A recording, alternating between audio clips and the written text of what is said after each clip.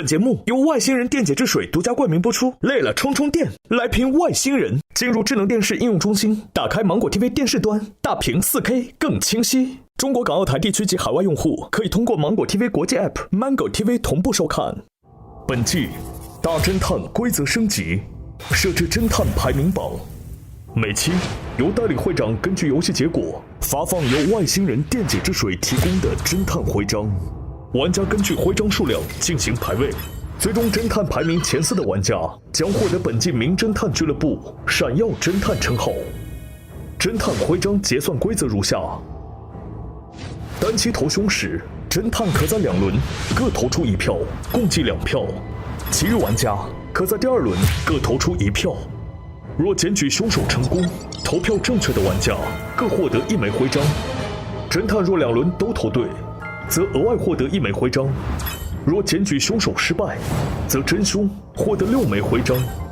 此外，每期将由内投选出1名 MVP 玩家，代理会长与玩家每人可投1票。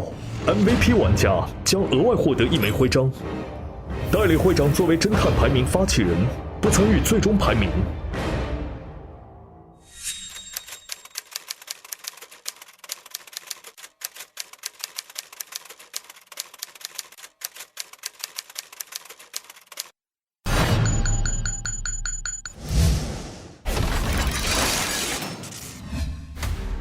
上一集，侦探接到张院长电话委托，得知投毒案关联人之一的甄教授，在西辉市火车站的废弃行李箱内离奇死亡，尸体手腕内侧和脚腕外侧有条状皮肤损伤和淤血，初步判断是绳索类物品造成的勒死，而张竟被指控为唯一的嫌疑人。直觉案件真相另有隐情，决定重新展开调查。经过初步排查，凶手就锁定在5人当中，他们分别是张院长、大博士、陈调查、荣制药、新学生。他们的吊瓶放反了，是谁调换了哇哦和哇哦的位置？甲为什么被投毒？投毒案的真相是什么？是谁邮寄并搬出了装有真尸体的行李箱？他为什么需要2个箱子来给他掩护什么呢？抛尸的箱子是不是有点这种放进去的这个？不一定。抛尸和邮寄的箱子是同一个吗？他做了一些手法。凶手的作案手法究竟是什么？案件扑朔迷离，等待玩家侦破。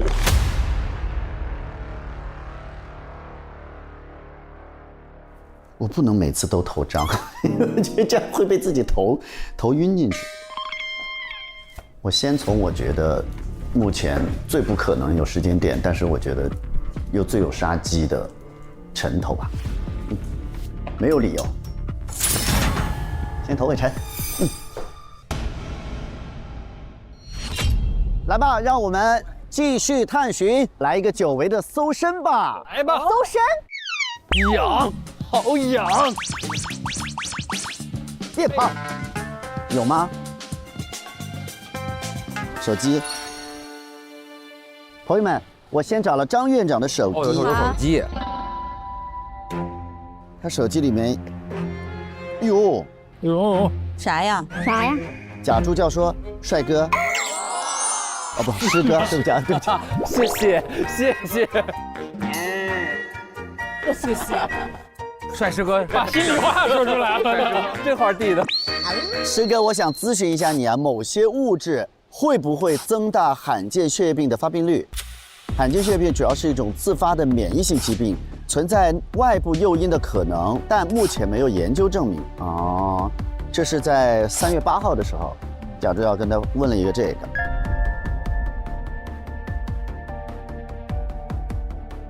然后，哎呦，10万，个十百千。哎，您看收款记录，您把它看全了。甄教授的，他人转入，再翻一翻。哎，说你没要什么呀？我有骨气，我给他退了。退了，对方未收款，全额退的吗？全额退的。哦，看看他纠结了没有？他纠结了，他纠结了，他纠结了，他挣扎了。挣扎了1夜。那毕竟是100万。挣扎了1夜。他夜里11点打给他的，他等一晚上利息拿到手之后，他早上8点才退回去。No no no no no no。等了一晚上，P 出来一个假的退款图。啊，这个更对，这个更对，更对。真的很结合时事。这个多好。所以你11号的时候，你就已经有知道他这个事儿了，是不是？他给我这100万的意思就是说，这事儿你脱不了关系，咱俩是一条绳上的蚂蚱。但是我不想陷得更深的猫。我没有东西，我没有东西。没有。你也没有。搜身，我没有啥，我也没有。你也没有啊？对，我跟新客户搜过了没有？没有是吗？没有。嗨，走，我们刚刚有一个空间没有进的，这个是不是没人搜？假助教和真的办公室。哦，对。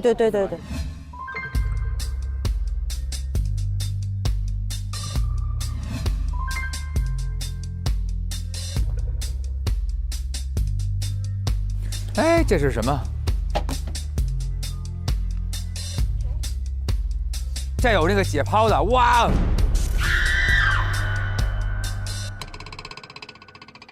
恶心吗？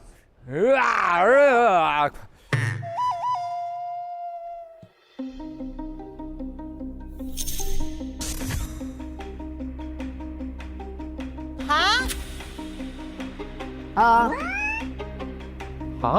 咋了？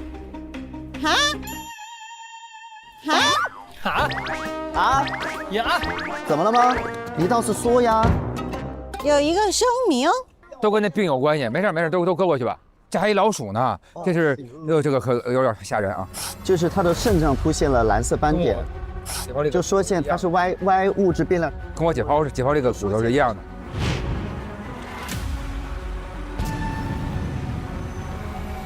其实你已经发现了。不，我是在动物身上发现。我知道呀。临床我不知道。他弄了一个声明，就是说因为严重失误导致发生肾脏发生病变，患上罕见血液性深表痛心。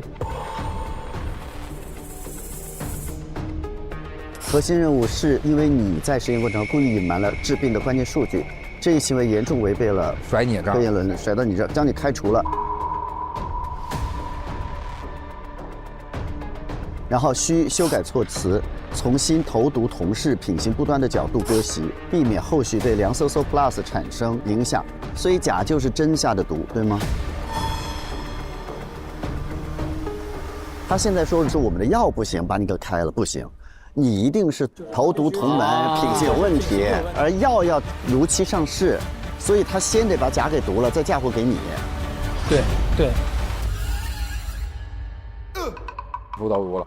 哇塞，哎，他不让我毕业这事儿，现在看起来是非常温柔的一件事儿，他对我最好。你看他怎么对我哦，就怕比较，比较我还算挺好的。又想回去洗裤子去了，是吧？对，觉得也能洗。我估计他还是对我善良啊。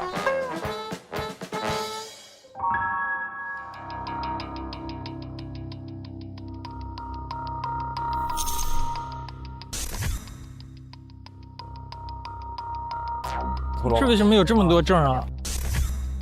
哇，假助教可以，好漂亮哦！是可以，别当着人说，是不是？你看我还是贴心吧，对不对？你看，确实还可以，确实嫩呐。对，确实嫩呐，确实漂亮。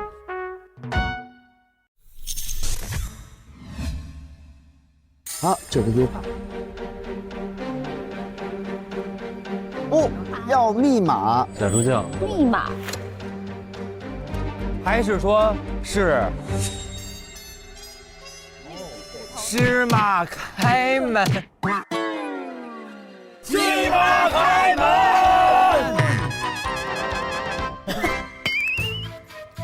今天这个芝麻开门，芝麻开门呀！它的密码是那个嘛 GT 什么？哦 J not just J。哦，对，看一看那个小 J， 大 N，OT 是小的，大 J just 小 J 加一个点儿。好了好了 OK 了。对了，好了。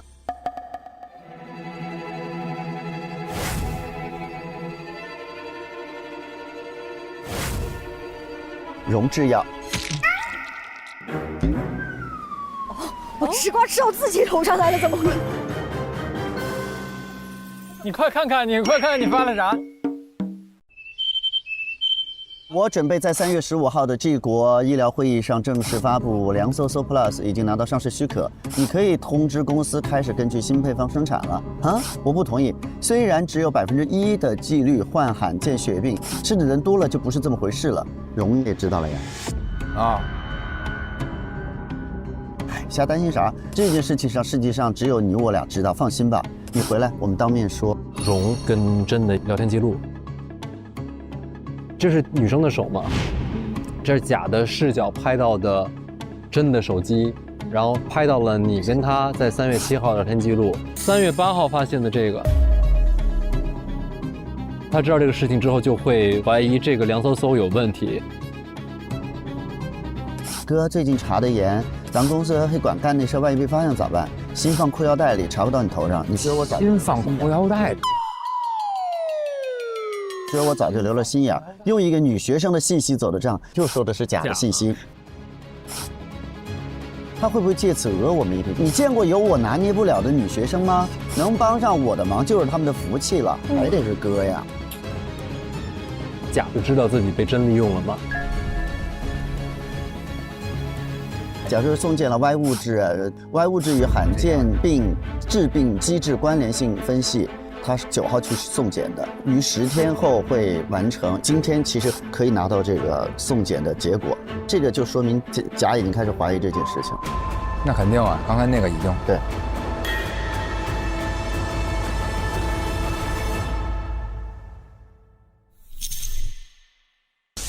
这一个处方假助教性别女，诊断是得了红斑病，给她开了凉搜搜胶囊。你漠视所有人的生命，连我也不例外，从头至尾都在欺骗我，甚至让我成为了你黑产业的替罪羊。凉搜搜 Plus 绝不能上市，我的计划会让你付出应有的代价。还行，还行。那个跟你丈夫那个什么那个，人家没有自投罗网，感觉对，啊不是特别坏的那种。啊。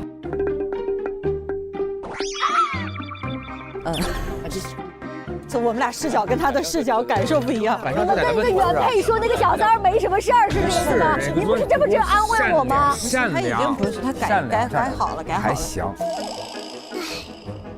您那个对，丈夫确实是有点儿，就是说也不错。开话改得好快。别看我啊，对我害怕。现在问题是还少一个箱子呢。对，大百科在帮我找，你的故事还没出来呢，先去你那儿搜搜吧。哦，对，他这儿有个箱子上锁的。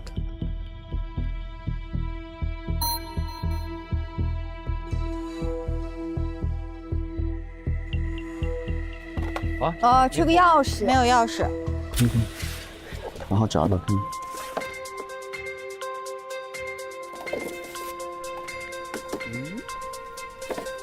哎，这有个手机，发现过吗？没有。密码提示是最重要的，是公平，对不对？还是正义啊？他的奖杯210-211密码，210一个奖。你就这么看扁我的吗？那你为什么？我说这不重要，不重要什么呢？哦，好小子，他孩子啊？好小子，性别男，15岁，无家族遗传病史，无特殊疾病患病史，无特殊药物过敏史，曾在2010年11月11日因车祸于西辉骨科专科医院进行植骨手术，术后无特殊后遗症，患者主诉，存在呼吸困难、浑身骨头疼痛等症状。诊断结果经检查确诊为罕见血液病晚期，诱因不详，暂无治疗方针。哦，医生建议采取有效临终关怀。哎呦，移植骨头，然后等于是现在就染是身患上了那个病绝症。所以好小子是你的小子，好小子是我的弟弟啊，你的弟弟。哦，我30岁，他15岁。有一天，我给他打了电话，让他给我送一份非常着急的资料，他就在路上遭遇到车祸了。哦，他就送到西辉市的骨科专科医院做了骨头的移植手术。我本来心里非常内疚，但是好在弟弟没有生命危险。但是有一天突然，他跟我说他的骨头疼，呼吸非常困难，然后我就赶紧把他送到了西辉市的私立医院。经过一系列检查，就得知到弟弟患有了血液的疾病。我当时就觉得非常的困惑，因为弟弟身体非常好，但是为什么突然就得了血液疾病呢？然后我就问医生能不能治好，他就跟我说这个病目前是没有办法治疗的，而且最多只能活1周的时间。当时我就觉得非常非常的惋惜啊！我现在唯一能做的就是做好他的临终关怀，好好的陪他最后这1周的时间。好小子是他最重要的。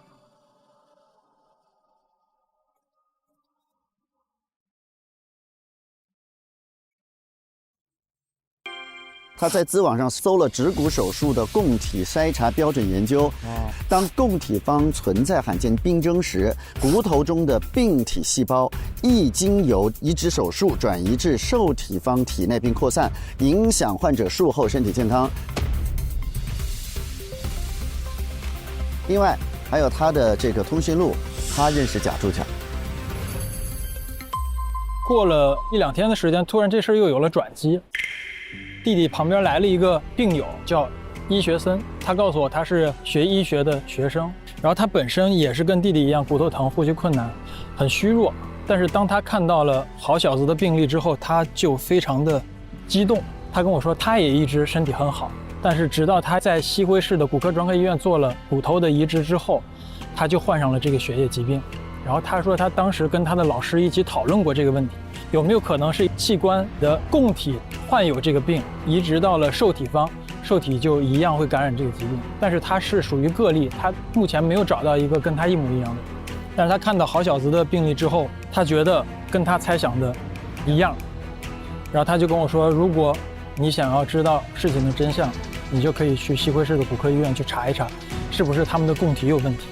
然后接下来就是大家看到的一系列，我去的西辉市的骨科医院查到了 GT 公司，通过 GT 公司查到了这笔账打到了贾助教的账户里，但是贾助教我给他打电话，用客户的口吻说有没有办法做交易啊什么什么，他都不知道，他对于这件事一无所知。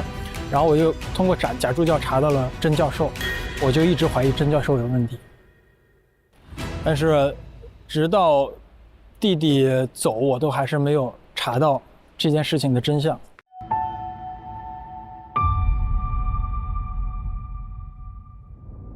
这个钥匙，啊，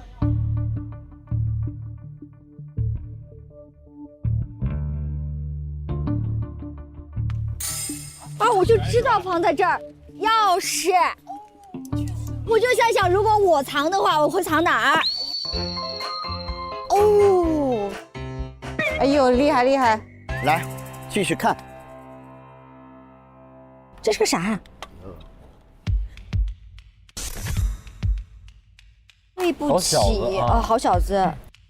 这是我弟弟给我画的画啊。哦，就是谁是那个超人啊？你弟弟眼中的哥哥是超人。对，故事是讲一下这个故事吧。弟弟看见哥哥正在睡觉，然后偷偷的笑，想恶作剧，对不对？你这个解读也是棒棒的呢。对不对？肯定是。然后哥哥不理他，哭了，说嗨，没意思，是不是这个过程？好，另类解读一哥，讲一下，你讲。这个是弟弟去世那天我给他收拾床铺的时候看到的，他留下来的东西。他看见我因为一直在急于做这个调查，很疲惫的睡着了，他就哭了。他觉得时间不多了，我还是没有给他想要的这个答案。他看见我又出去工作了，他就笑了，他觉得他的超人哥哥一定能给他一个真相但是我一直没有拿到这个真相，这是我对他非常愧疚的一点。快了！也是我到最后非常非常极端，想尽各种方法，一定要搞到真相的原因。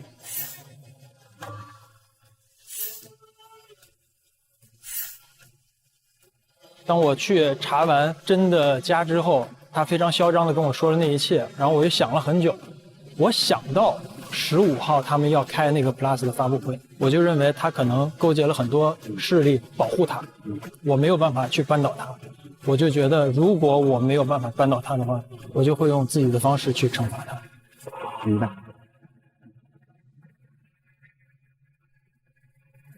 所以现在大家的杀机都在13号之前形成了，星星的还没有很明确。再把星星的再仔细查一查吧。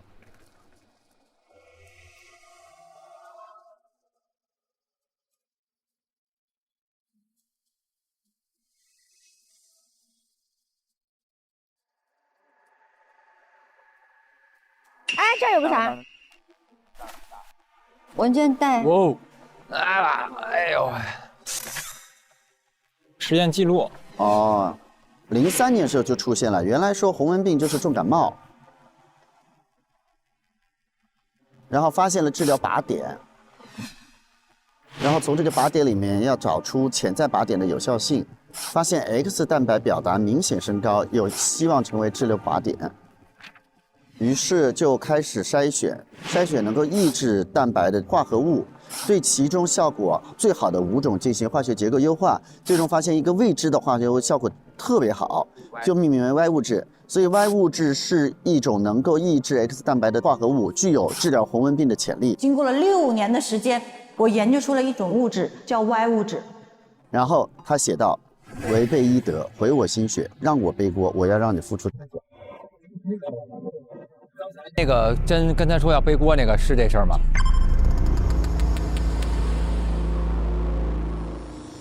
是这样的，就是在Plus 的研究过程中，针对我的要求是要把这个特效药的时间再加快。比如说原来是3天，那么现在可能你有没有技术把它提供到1天就让大家好，所以我就调整了这个 Y 物质的比例。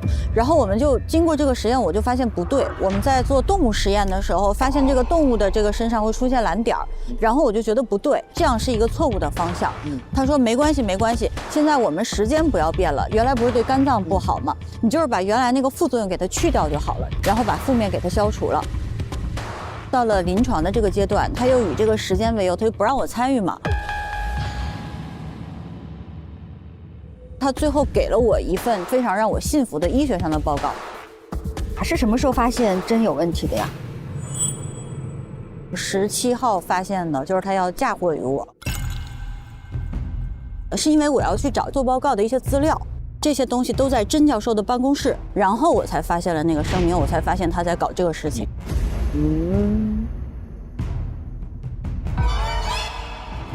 对，我们去容那再看看吧。你们这人真的是俩夫妻。哎呦，看看有没有什么东西啊？哎呦，你这手机就这样扔地上啊，朋友？它不着凉吗？不过了呀。哦，还有个车钥匙。我有个车，这很正常啊。正常，没说不正常。哎，那个他那个另一个箱子是不是就是在他的车上？有可能，是吧？就是哦，这停哪儿了？我已经看见那个箱子了。贾助教发给他说留给你做证据。贾助教发给他证据。他俩要合伙干掉朕，那肯定啊。甄教授您好，我是刚入学的博医新生贾助教，我一直梦想能够成为像您一样对临床医学做出杰出贡献的人，欢迎加入研发组。周4病例讨论，期待你的发言。看你最近总在实验室里待到闭楼，科研也要张弛有度，注意你的颈椎。谢谢教授关心，教授也要注意身体。对了，你的香水很好闻，是什么牌子的呀？哇塞，开始撩了，哇！是我朋友送我的礼物，这是要送给师母吗？教授和师母感情真好。你就是师母，不要再说别人了。哈哈，不是，我是觉得你品味很好，下次可以帮我挑挑吗？好的，好的，没问题。这个师母当然。今天在图书馆看到你对窗外的银杏发呆，突然想起30年前在哈佛的我，那段求学时光应该很难忘吧？难忘却孤独。我演得很好啊，就是有点很带劲啊。来，但好在您遇到了师母，现在也是家庭美满，事业有成啊。他确实是个很好的伙伴，但我们注定不会成为幸福的夫妻啊？怎么会呢？我们的婚姻是利益合作，没有感情。哎呦我天！我一直想要找一个懂我的人，一个能够理解腰带动力学半衰期曲线所蕴含的残酷浪漫的人。你能明白吗？谁懂这个呀？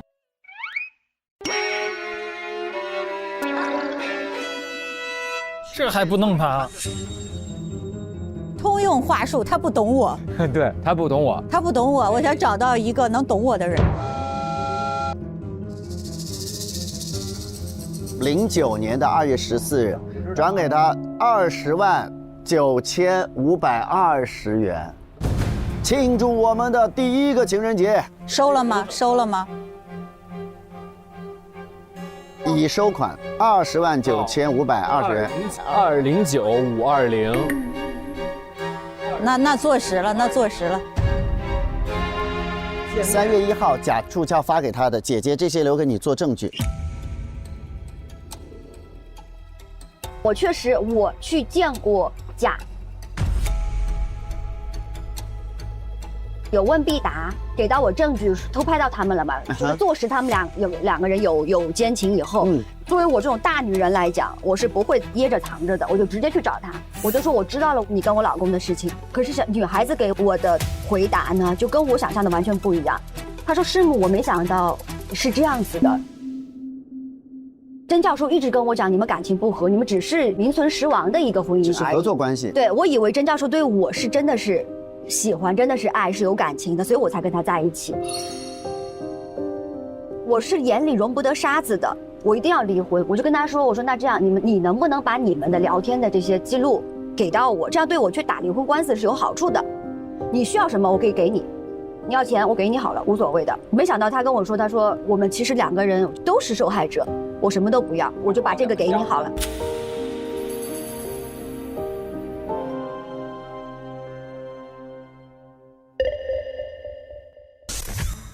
这里还有一个临床实验报告，是甄教授和荣制药委托的。药品凉飕飕存在1%的概率引发罕见血液病，不建议推广上市。这是去年的凉飕飕的那个上市就不建议上市，但还是卖了。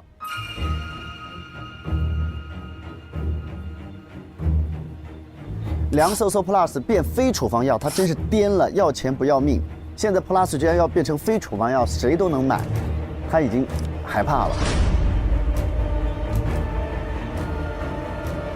这就存在于我一轮没有说的有一个点，就是我从一开始我就知道，最早的那个凉飕飕是有1%有可能会患上血液病的药，但是我最终是同意了上市、生产并且上市。对我一个销售出身的人来讲，确实可能我当时利益熏心，我想当总经理。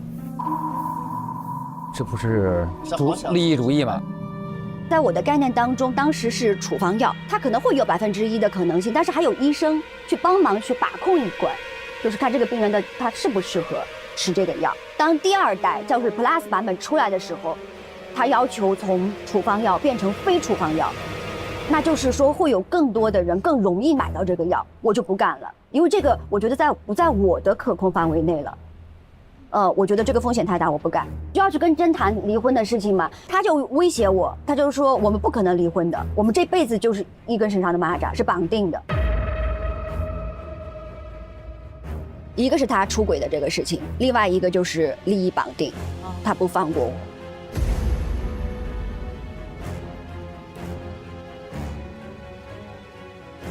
然后18号的时候，朋友们。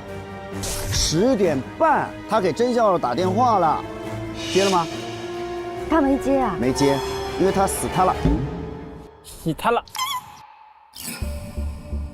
你给打电话干嘛？你要为什么？他证明不是他干的，因为他如果干的，他就不会10点半再给他做作的打个电话了。啊？这也可以解读，是这样，不是你给我打的电话，要我通知他。哦，对，可是那不是昨天10点啊，那是16号呀。可是他18号才回来呀。哦 OK， 我就以为说我跟我同事在火车站吃完饭以后回到家，他会在家，我就把这个事儿跟他讲了，不就完了吗？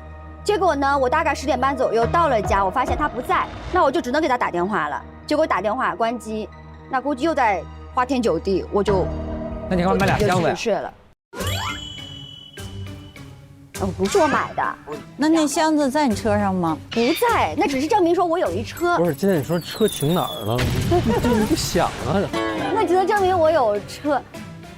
哎，他这手机这串上啊，这个地方是别的嘛，然后这是2个扣，其中一个挂了一个车钥匙，这儿有一个扣是多余的。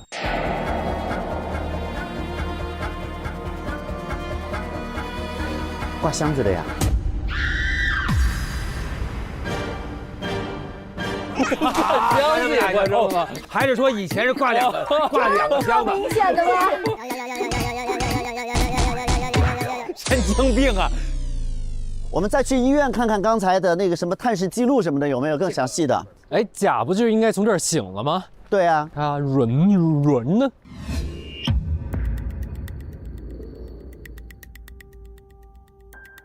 早日康复，3月18日。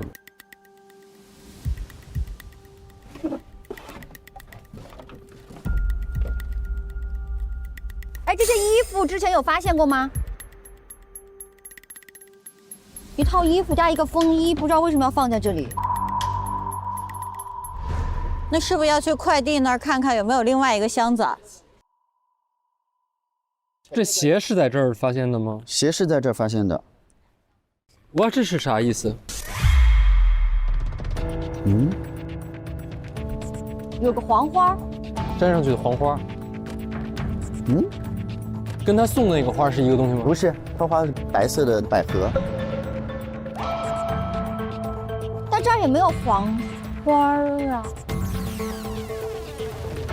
这肯定能打开。凭快递单号可自助取件，咱有单号吗？在那儿搜过了，搜过了。是这个花吗？哎，有点像哎。是这个花。哎，它有一对，你看，被踩了的。你看也是这个吗？对。哎，是哎。哦，鞋底有这个。他的鞋上为什么？就认为他来踩过？他都昏迷了呀，可是他今天醒了？他早上醒了是吗？早上7点。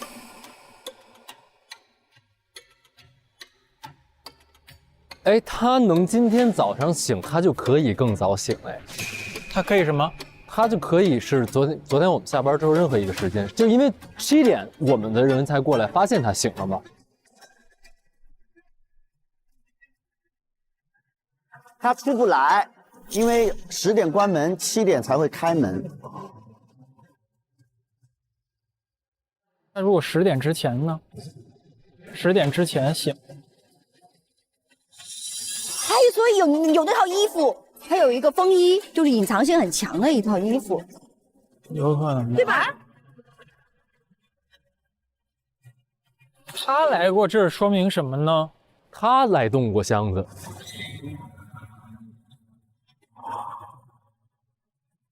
早上8点到8点半，从中心广场挪到了这儿，然后再从这儿9点到9点10分挪到了那儿。那这个事儿是不是这甲干的？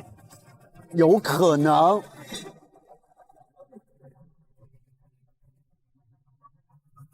凌晨2点再出来。凌晨2点，他出不来。等于说甲跟他们其中一个人在合作，联手。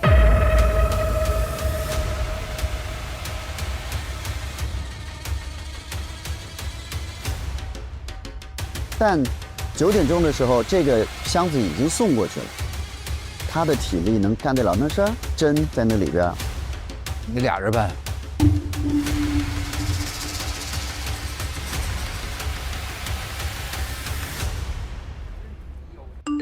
哎，朋友们，来信息了，啊，终于来了！大百科上班了。可以了，可以了。告诉我们箱子在哪里？另外一个箱子在西辉火车站附近的垃圾站找到了，已经给你送到火车站去了。火车站，谢谢大百哥。然后这是火车站。哦，这儿呢。啊，哎呦，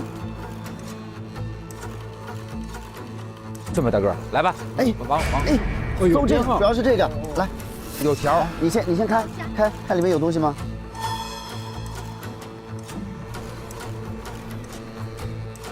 啥呀里边？空的吗？空的。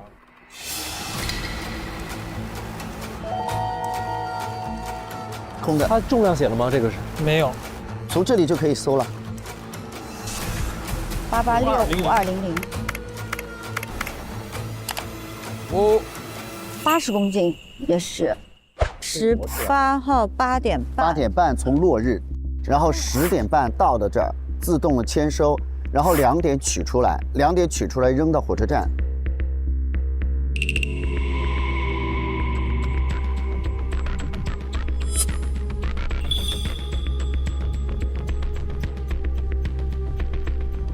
这应该是尸体。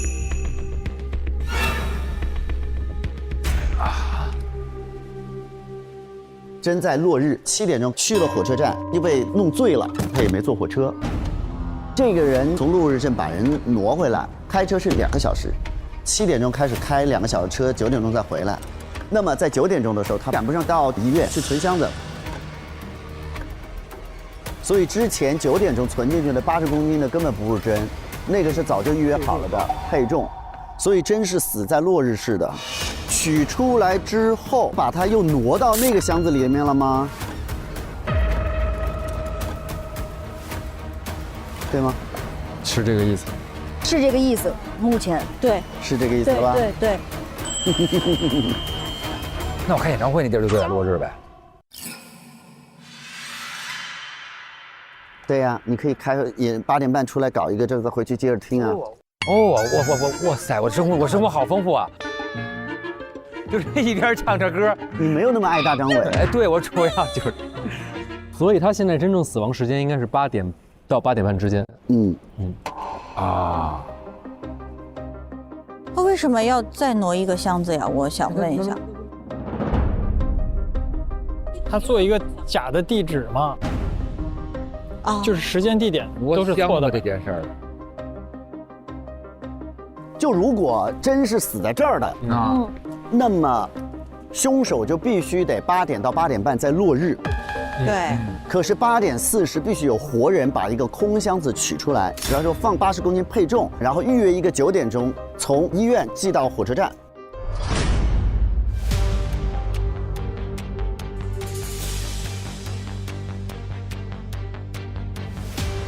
那这个事儿是不是只能是假的？8点40有可能。什么？因为凶手没有时间干这个事儿了。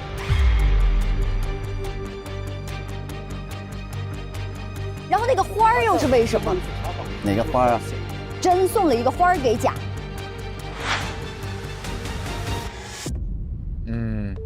那个是那时候送的吗？还是之前？这就说明是甲和他商量好的，让人们觉得真回来了，真回来了，对不对？真回来了。所以甲是装晕。那他的报告谁帮他弄的？他每天到10点都是昏迷状态呀，每个1个小时有人去查他的呀。这个昏迷，所以我就问，这个昏迷状态是只要他躺在那儿就行，还是必须有各种医疗真实的数据支持？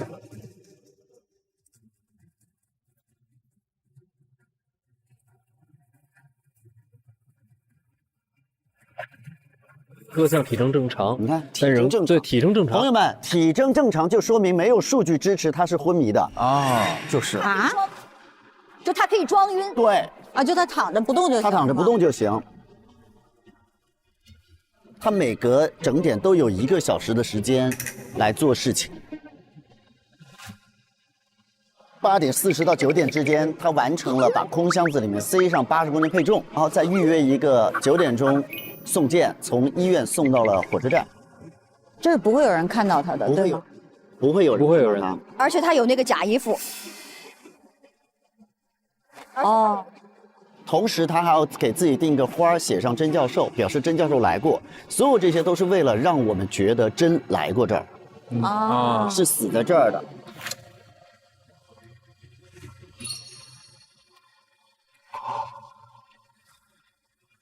就是把角度拉到这个地方。对，事实上跟甲一起搭档的这一位，是在落日那个对镇的那个。啊，那么这里呢就有3个人去了落日，我去过。大去过，对呀，陈去过，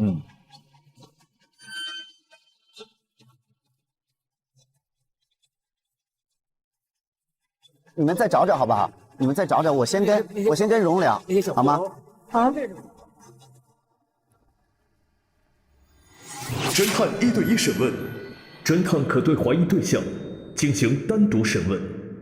现在基本上，我们判断有2个人同时在做这件事情，一个是甲，因为他必须同时有一个人在落日去做这个把人放进去的这个动作，还要有人在这边放个假箱子。因为我觉得不太可能是双凶的话，所以甲很有可能是假装昏迷配合了这个人。那么你的嫌疑很大的原因是因为你们已经在配合，对吧？对。你再跟我仔仔细细的说一下，昨天晚上8点以后吧，你的时间线。白天呢，我一直都是在家里，然后呢，8点40的时候，我跟一个客户，然后是在火车站附近谈工作。10点结束完了之后呢，我就回家了。回到家大概是10点半的样子。因为我知道你不是给我打过电话跟我说要他去配合你们调查偷渡案嘛。然后呢，我本来是想回家见到他，跟他讲这个事情，结果发现回到家他人还是不在，我就给他打了电话，结果关机。那在我的视角里面，他可能又去花天酒地了。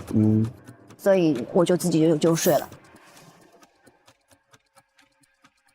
你的缺点是在于你很有可能跟甲合作。第一侦探啊，如果我是凶手，我完全没有必要，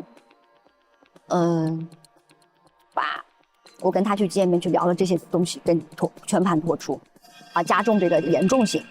第二，他毕竟是小三，他毕竟是破坏了我跟甄的婚姻的。就是你的意思是你可以跟他我是要去谈，但是你不见得跟他会有共情到可以联手，是吗？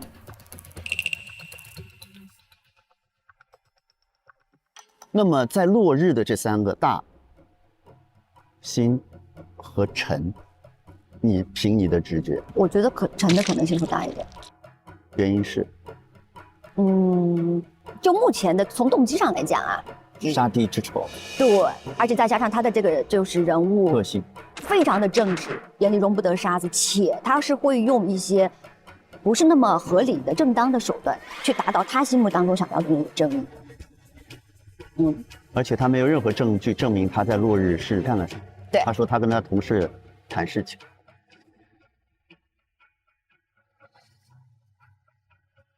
OK。大概是这样。那行，那你帮我叫一下辛，好不好？好了，谢谢。辛，哎，我觉得还是在想那个配重吗？配重的问题，就是你看他这儿踩成这样的，就会不会他在这儿就比方搬几盆花？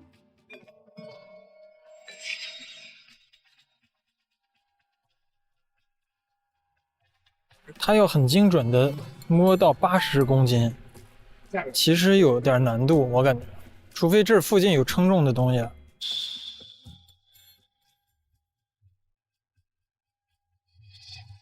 咱再顺着甲盘一下，甲在这儿8点40取了一空箱子出来。假设啊，最容易的，咱就说他搬花盆，凑了大概80公斤的配重，回去了，然后有一个快递小哥来拎了一个沉的箱子。9点10分啊，9点10分就到这儿了。那就是说这儿有2个箱子，哎，对，等于是一个是9点10分就到这儿了，一个是10点半到这儿的，2点同时取出来然后箱子， 2点同时取出来的。然后把标签换了一下。对对对，肯定是贴标签换对标签。，啊对啊。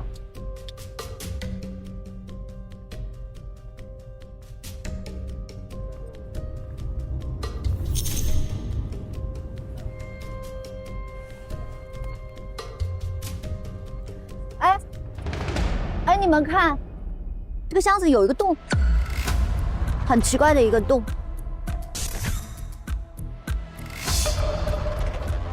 哎，这还有脚印儿。有脚印儿的话，说明就不是换标签了，对吧？就是这个人真的在2个箱子里都躺过，是倒过箱子，不是换标签。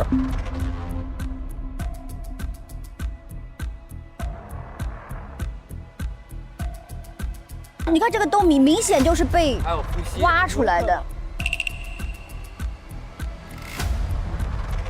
哦，他最开始给他插一个吸管，让他呼吸的吧？有可能他最开始没打算杀死他，是不是啊？应该是他还给他留了个洞，这个就没有动。这个没有动。那是为什么呢？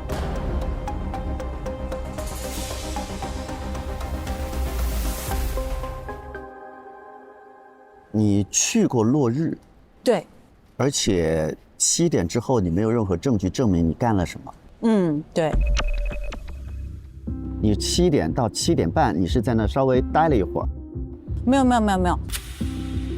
我是7点从落日镇出发，差不多21点左右就到了，然后晚上22点去跟朋友吃火锅，好，然后一直到23点30回家。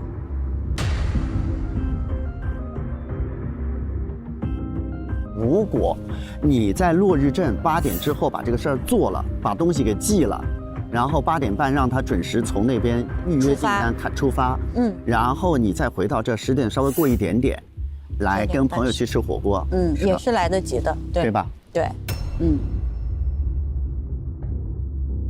我是这么想的，首先13号这个杀机和这个计划就已经产生了，13号哎，那么在13号之后，14号他被投的毒，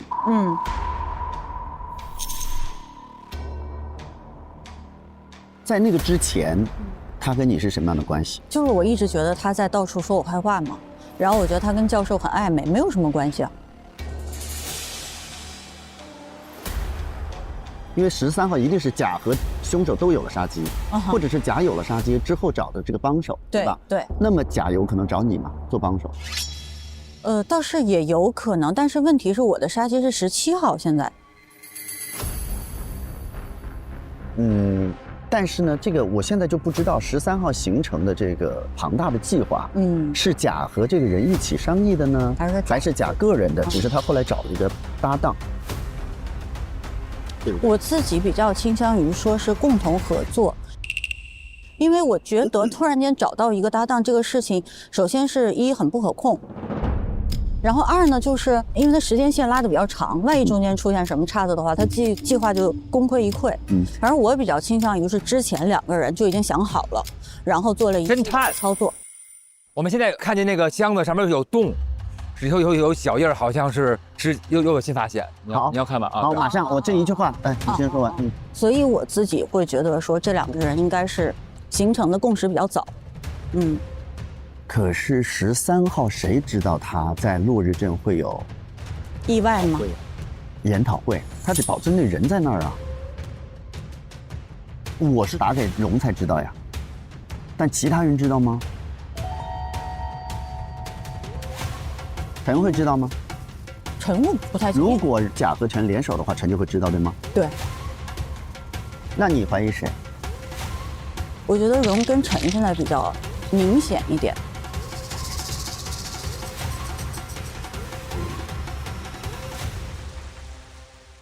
什么好洞洞？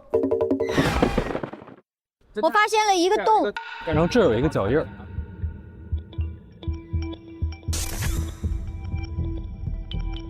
那边没有动，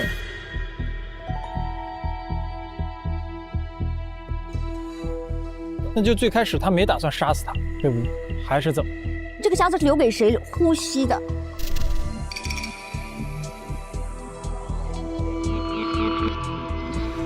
这脚印儿如果是在这儿的话，悠着点脚。是这样的，哇，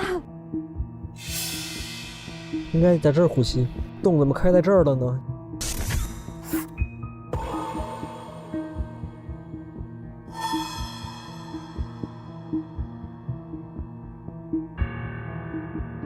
就是作为呼吸孔来说，确实是不太合理。但你说对他在那儿有没有能不能呼吸呢？其实也能。他死肯定是窒息死的吧？因为那如果他窒息死了，就没必要给他一个眼儿了。那给他一个眼儿干嘛呢？刻意埋2个，一个钻洞。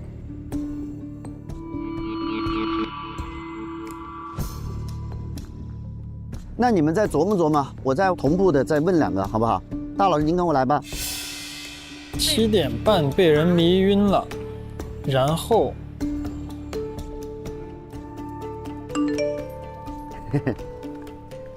大百科真棒！哇塞，这当面夸呀！哦，那种不是我啊。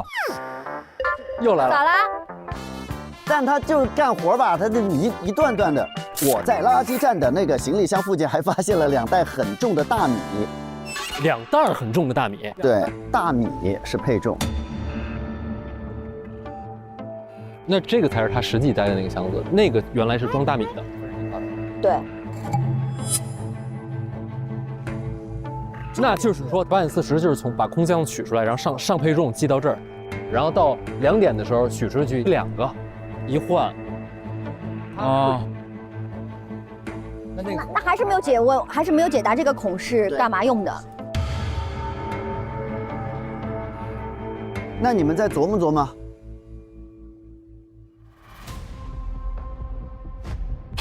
发现体内有残留的麻醉药物，真是醉了。死亡时间为 M211年3月18日的8点到9点。有没有一个可能是他动手就是给针，不是那个麻药吗？他不想让他在那个时间点就咽气儿，所以他留了一个这个让他呼吸。他虽然晕了，没有知觉了，没法反抗了，但是他没死，所以他这么做就是然后还有不在场证明嘛。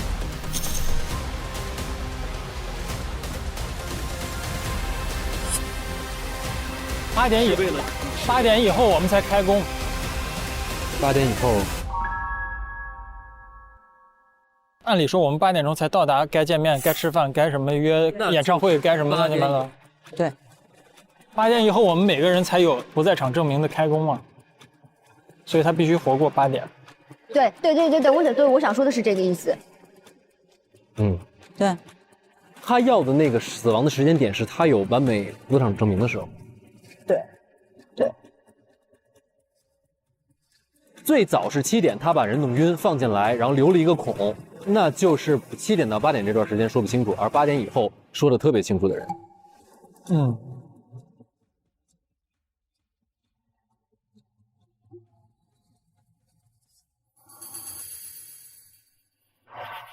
晚上的这个时间线，我跟你确认一下啊。哎，你是4点半出发啊，对，6点半到的落日镇，对然后呢7点钟开始看这个演唱会，对然后9点半结束，对，然后10点钟你在落日镇住下了，睡了，对然后呢6点钟早上你开车回来的，对，然后8点钟到的。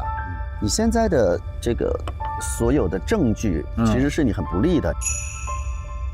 因为你没有人证明你确实在这个演唱会上，对吧？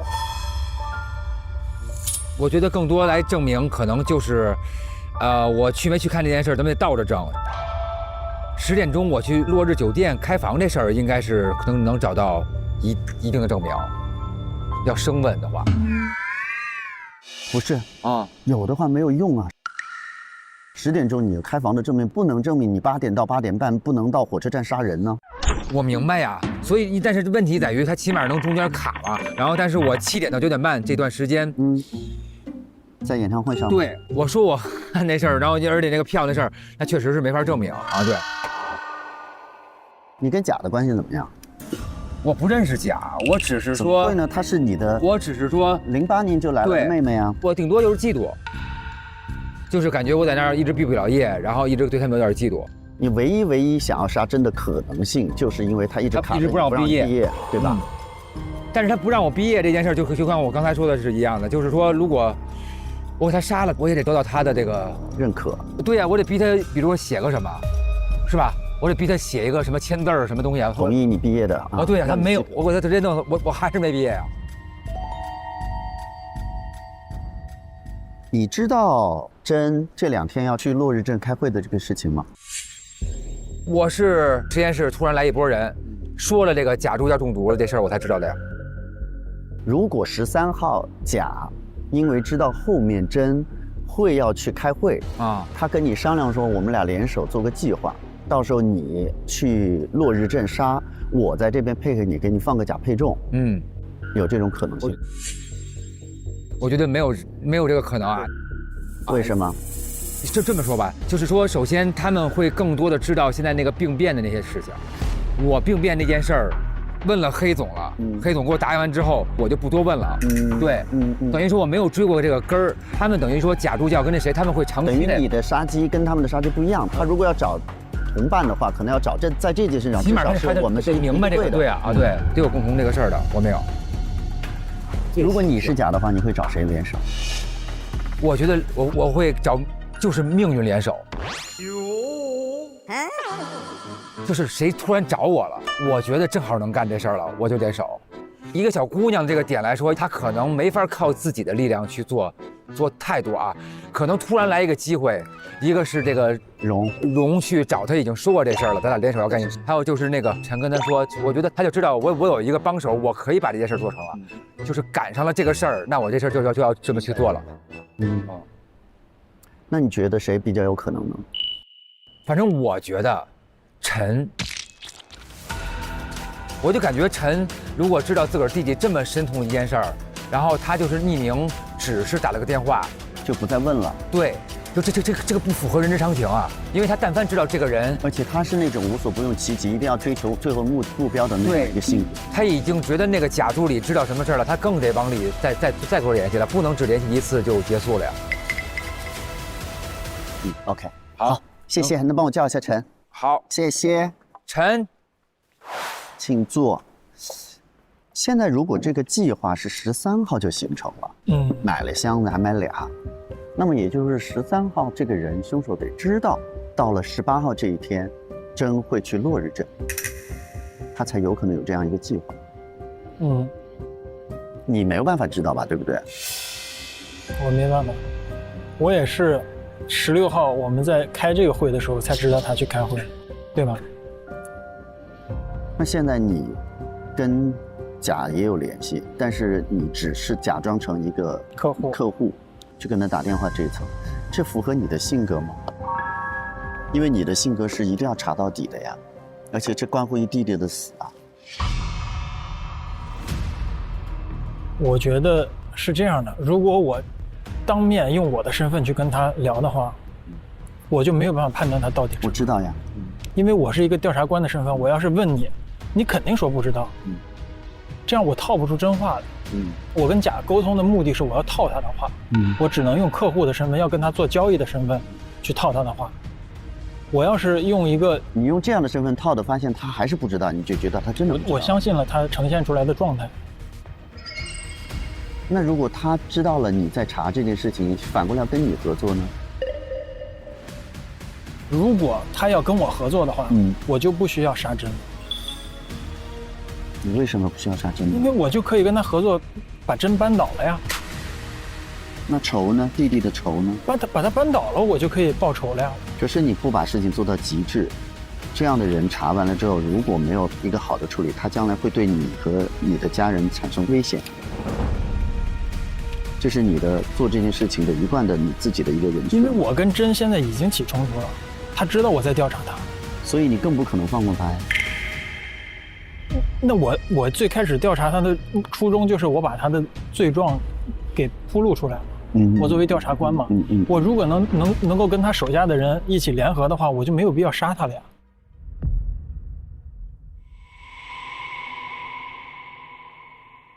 行，那你帮我叫张吧。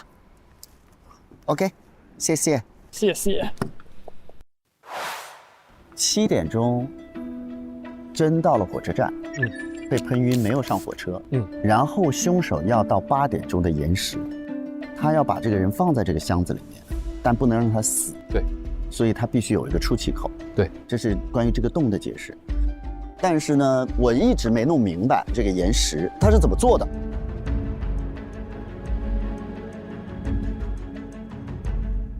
然后呢，我现在想问问你，你的感觉是甲找这个人安排的这个，还是这个凶手找的甲合作的？我觉得是甲找凶手合作，我的感觉。因为别人其实不太注意到甲暴露了动机的，因为没有人知道甲已经知道了这些，对吧？但是甲的视角里面，他3月8号拍的那个照片里边，他就能确认荣有可能跟他是一类，他可能选择跟荣合作。然后包括调查官之前跟他的调查，他也知道那里面或多或少带有对正义的追求也好，还是说带有个人的恩怨也好，他知道可能会动机达成一致。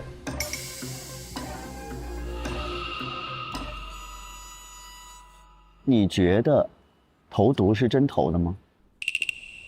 我觉得是。投毒有没有可能是甲自己的计划里面的一部分？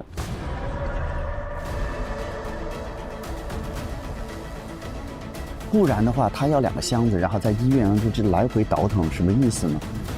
以身入局呢？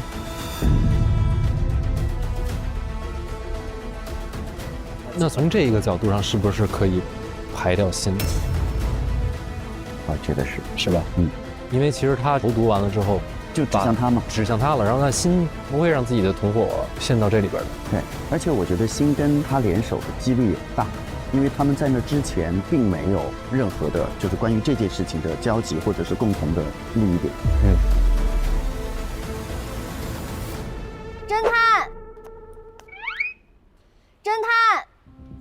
侦探，嗨，我们发现了一个这个，有一个这个，我觉得你应该来看看。什么？就是关于这个Word 的这个毒，这是甲的电脑啊。哦，对，后面这篇我们没看到。数天数小时及时治疗，他就可以醒。所以就是说，他是刻意的去按照这个克数，去给自己注射这个，或者是他的同伴给他注射这个，让他在某一个时间点醒。甲的这个中毒是不是也是计划的一部分呢？我刚才就在跟张说，对，是甲自己读的，因为他的计划里必须他要进医院。但是对，原理，这个不就这个是在山站上面是这个？对，因为是这样的，在他的计划里面，他必须要在医院，凶手必须在落日。只有这样的话，他们彼此才能安全。而只有他知道这个苏醒的时间是可控。所以他其实可以在这个自己要完成这件事情的时候，他稍微早一点点。哇塞，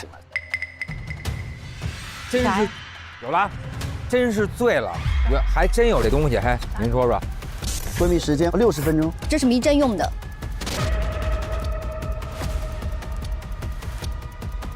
在谁那？就在药房。在这个药房的下边。你真棒，你真棒。我们集中讨论吧。好。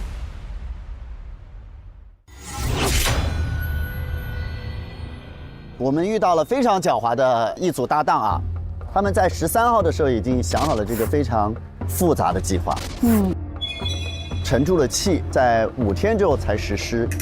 他的目的就是想指向这个事情是真在18号晚上8点半回到西辉市，在私立医院被杀掉的。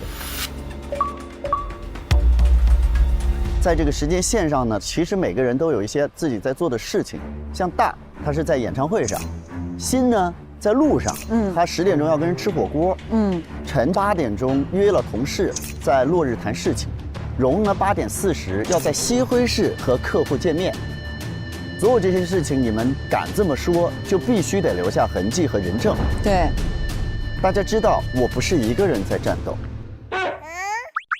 我们黑侦探有个非常庞大的、优秀的侦探队伍。我已经找了我的合作伙伴张公子去调查各位的时间线。到时候我就知道，我们就会有来了，说来就来了，张公子就来了。真效率，哎，这个真经不起念叨。说张就张，比那个大强多了啊！大百科还是要跟张公子学一下，好不好？活儿太多，然后老棒了。我的天，咋啦？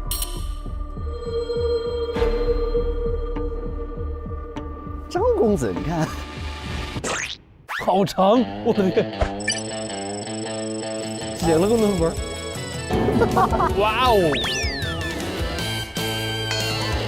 您给念念。已对各位嫌疑人的时间线进行了查证。首先，陈证人甲自述，他17日确实打电话给陈调查，约他18日8点在落日镇见面，而18日的8点到10点，两人都在一起。18日17点，陈调查下班时，也有同事看见了。荣好客户自述，荣制药18日上午约了他一起晚饭，并且8点40到10点在西辉火车站大饭店确实跟他吃了饭。新学生18日下午17点至19点确实在落日大学开讲座，有人看见他19点开自己的车离开。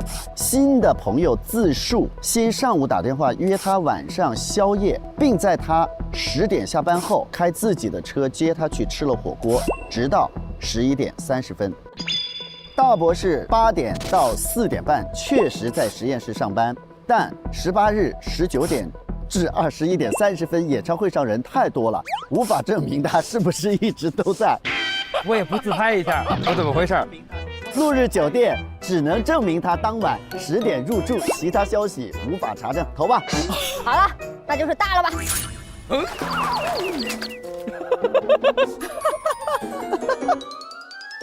好的，等我说啊，张医院的打卡记录能证明张院长18日是8点上班，10点下班，3点到4点和7点到8点确实在查房。但是因为他有独立的办公室，所以其他时间并不能查证他在干什么。哦，投吧，走吧。后面还有一句，到处走访可把我累死了。咱们侦探社要是能有个人脉广、会伪装的就好了。因为荣格特证明真是在8点到9点之间死的。8点钟如果要有人动手的话，陈就不可能去工作。那么辛呢，要2个小时车程，他回不来去接他的朋友吃火锅。而荣呢，8点40和客户见面，也不可能是他。张首先他有确实在医院的证据，因为他7点钟还在查房。是，对，谁都没时间。是，对，对，大的话是他这个时间线不在场证明，就是有点糊涂。对对对，因为没有人能够证明他那会儿在演唱会里面。可是我觉得凶手一定不是在8点以后杀的他，而是做了一个什么样的方式，就是我不用在现场，到8点半他就会死。那就是新成荣嘛。怎么不是咱俩呢？咱们2个人不固定啊，因为咱们2个人不是越不固定越没法。这么锁凶的方法还挺特别的呢，别说。没有特别呀。我觉得他说的有道理。甲和他的凶手搭档，如果他不需要这个不在场证明的话，潘玉了他直接杀掉他就好了。他们计划做这么2地的一个异地作案，这些所谓的时间点一出来之后，反而就说明凶手需要这个不在场证明。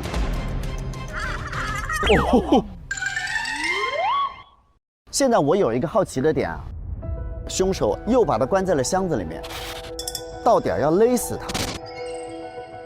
那请问，绑他手脚要干嘛？挣脱，怕他醒是吗？不是，这里面一定有延时。我们现在知道那个箱子里面有个洞，凶手给他喷晕了，昏迷时间60分钟，就是为了不让真在8点以前死掉。这个装置就能够保证我7点钟做完这件事情之后，我就可以把箱子放在那儿，我就可以安心的按照我的时间点去做我的事情了。是，这么厉害了。就每个人的时间就不必这么局促了。对，但有点难吧？怎么能让他自己在那个点死啊？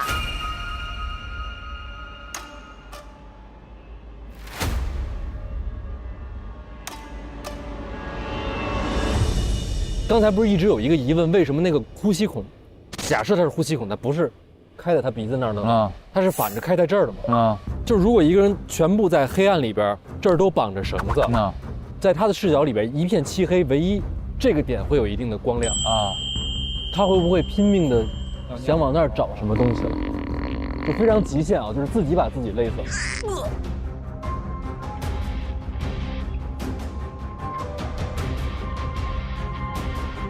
但是如果他发现越往那儿越紧的话，他不会那么傻。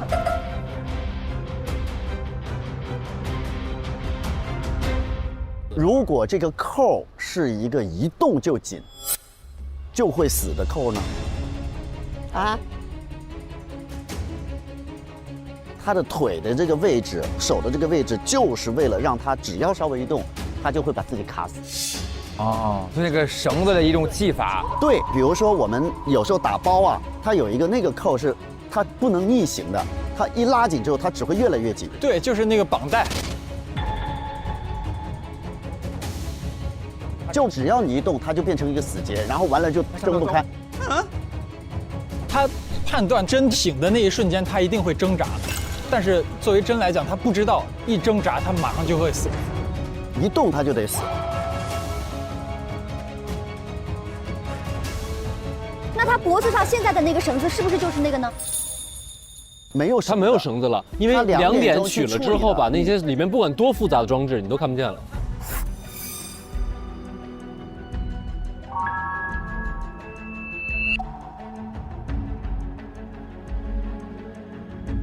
现在是这样，好吧，我们加速缩圈啊。首先章我们不考虑了，对不对？因为首先他有确实在医院的证据，他7点钟还在查房，他真的没有办法去到落日镇，他无论是坐火车还是坐什么，他都赶不到。是，对，所以他排除。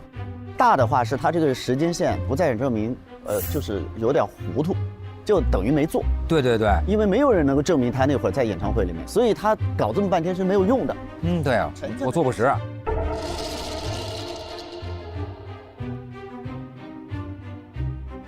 还有一个，刚才何侦探说得知道这开会这事儿，我是不知道他开会的啊。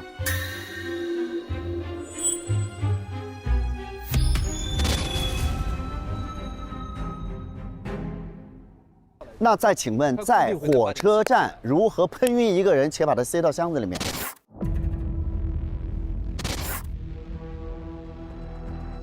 火车站呢？喷晕一个人，就他就晕了。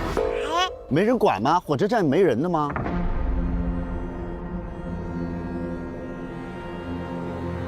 让他上车呀！啊？比如说欣，他有车，他说：“哎呀，那个甄教授，我们来聊一聊吧。”然后把甄拉到他的车里，然后给他喷晕啊，没有人看到啊。然后我再把它塞箱子里，我再把它拖出去。可以，你确定？不是可以用这个方法？你们的意思是他跟着是上了他的车，对吗？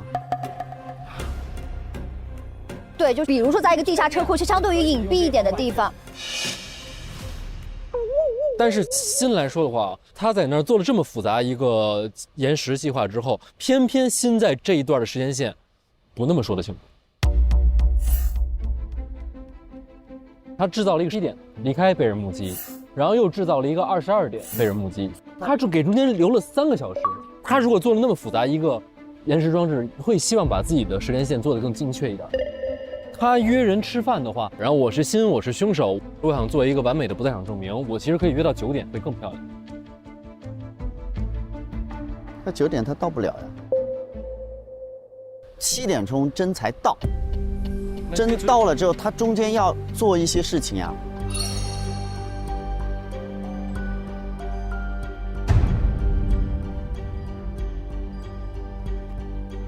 但是他从讲座的地方到车站还有时间，那这个时候针应该已经进站了。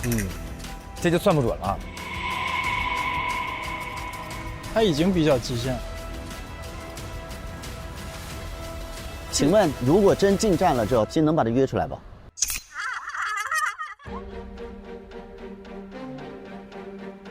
心跟他的关系应该能约呗。我怎么约他呢？他都想把我送进去了，他都想把我割席了。是有可能的。你找他谈判也好，我觉得真是不怕他的。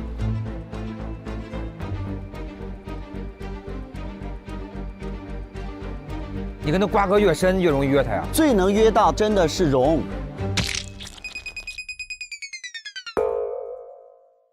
荣太好跟他约了，谈离婚的事儿，谈一下。对，肯定荣是。他7点钟，如果他在落日火车站，他要在1小时40分钟开回来。不，因为如果咱们刚才就推论的一个点是说，如果是严实一个装置，也真会自己死在里面。这个假设如果成立的话，荣是可以坐火车回来的。对，7点半他8点半就赶回市里了，8点40就可以赴约。对。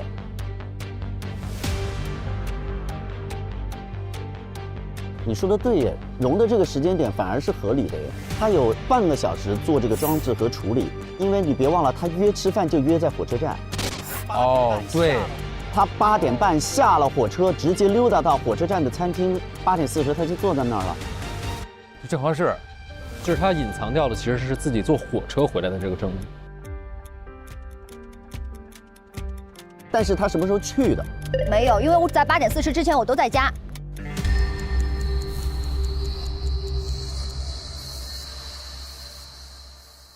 还有就是，陈的这个时间来说，是不是跟荣是差不多的？陈是可丁可卯8点去跟人见面的。他是8点，但是他是在镇上跟人见面的。他7点半完成了一切，然后他有半小时可以在那个镇上溜达跟人见面。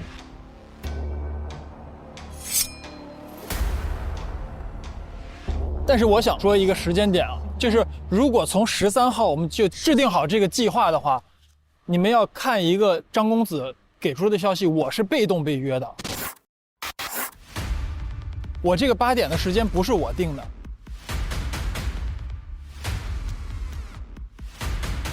你要不就是说你特别厉害，让别人催眠他。对，咱们是不是约到7点到9点之间？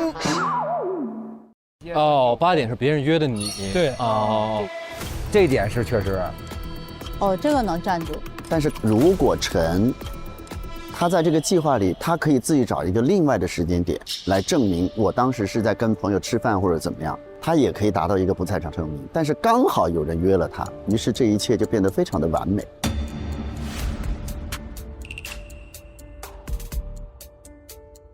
我去喷针，我也不是最佳人选。因为针对我是绝对防范的，因为他已经知道我要扳倒他了。哦，喷这事儿，就说你利索呢也不行，是不是？他大庭广众之下再利索，他得跟着他走。但是他有一个完美的喷晕的地点，拦厕所。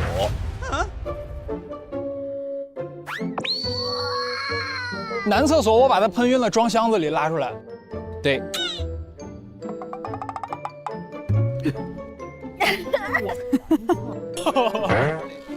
他如果要跟真一起去男厕所，真看到他就会跟他进一屋吗？就是我必须得等他进厕所，他如果不进厕所，我们这10几天的计划就失败。哎，这个，哎，谁到高铁站不去上个厕所？我反正都是要去。我觉得你说的没毛病。洗手间那隔间门里头，他从那个隔间门底下这么着喷他，就什么底下这么着，但是说有点气血了啊。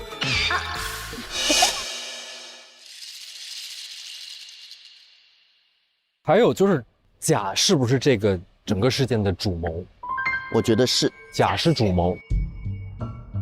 甲是，刚才我特别去看了，他有一个那个。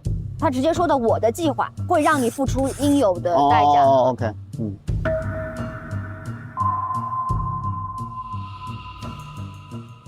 我还有一个点，我为什么会相信甲呢？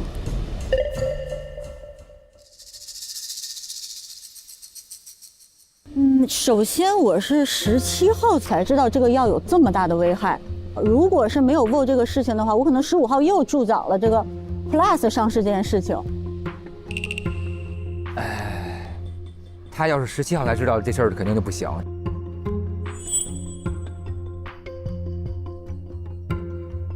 那就是从甲的视角，他得寻找他信得过的这个合伙人。对，因为他自己都以身入局了，他不能找一个模棱两可的人。那从这个角度上，是不是可以排掉心？因为其实他这个投毒完了之后，就指向他吗？指向他了，然后他心的自由会被限制到什么程度？这是一个不可控的因素，他不会让自己的同伙陷到这里边的。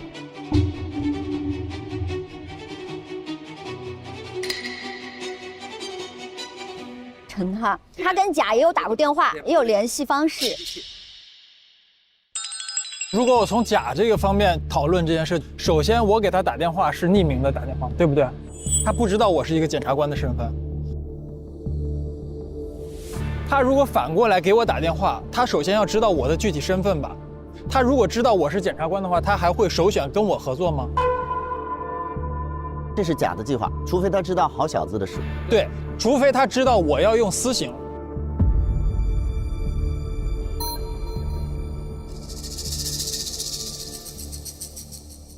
西西觉得会是谁呢？那如果现在这么排的话，只能是荣。那我说一下不是我的原因啊。第一呢，我还是想说，凶手就是要延缓死亡时间。那为什么我不能约我的同事吃饭，比如说在8点到8点半中间呢？因为你8点半才能坐火车回来。对啊，8点半他刚下车，约太早的话，你会穿帮回不来是不是？好，那如果这个不行，说服不了侦探的话，那还有，如果说，因为刚才突然讲说这是他的计划，那甲如果要邀请的话，我不会是他的首选。第一，我跟他其实是原配和小三的关系。第二，更重要的是，他其实已经找了那个 Y 的那个去做检测，他其实是要曝光凉飕飕的，这个药有问题。而我是怎么样都不可以暴露杨搜搜有问题的哦，因为你就会知道直接会毁了我呀！我怎么可能会同意去跟他去达成一致去做呢？我的目的就是不想让 Plus 版本上市，而且如果投毒这个案件真的跟他有关，你16号已经给我打电话了，你们在找真去调查这个案子。我们现在正在调查西汇大学的投毒案，我们想请甄教授配合一下调查。那一时半会儿 Plus 版本其实是上不了市的，我干嘛要在这个时间还要去跟他合作呢？去捅他呢，对吧？他已经陷入麻烦了呀，我没有那么强的急迫性。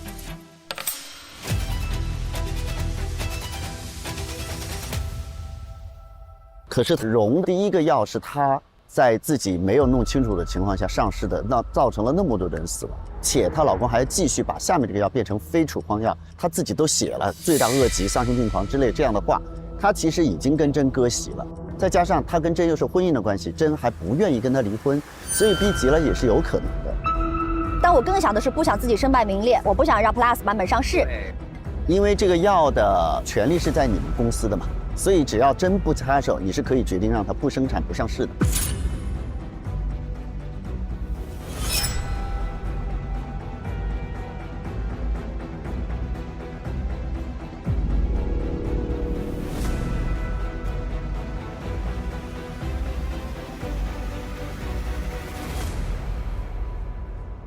我想问一下朋友们，为什么我会在这儿啊？我是你们 play 的一环吗？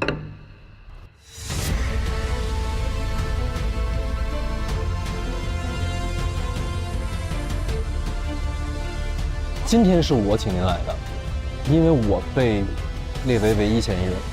欣欣为什么找我呀？我的出现对于结果会有改变吗？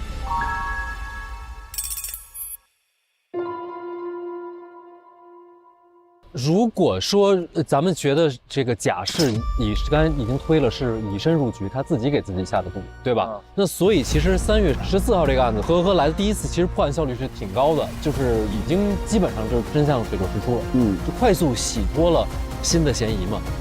但是他只在 wow 上面伪造了新的指纹，却忘了 wow 这屏上没有新的指纹。这显然是一场精心设计的诬陷嫁祸。那么请和来是不是就是他们计划的一部分呢？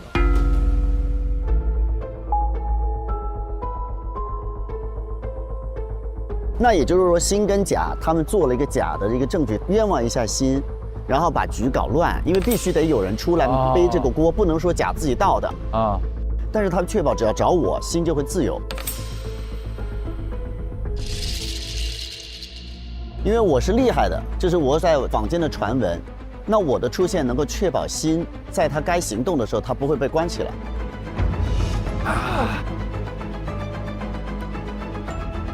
啊，还可以这样说呀，还可以从这个角度啊。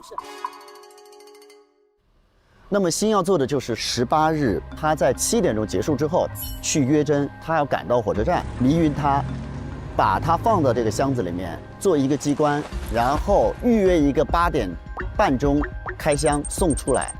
与此同时，他在8点以前要开车往西辉市走。他说的是他9点钟到了。在家里调整了1个小时，再去找朋友吃饭。但是他其实可以直接去找朋友吃饭啊。对，他的所有时间点能够应得上。对。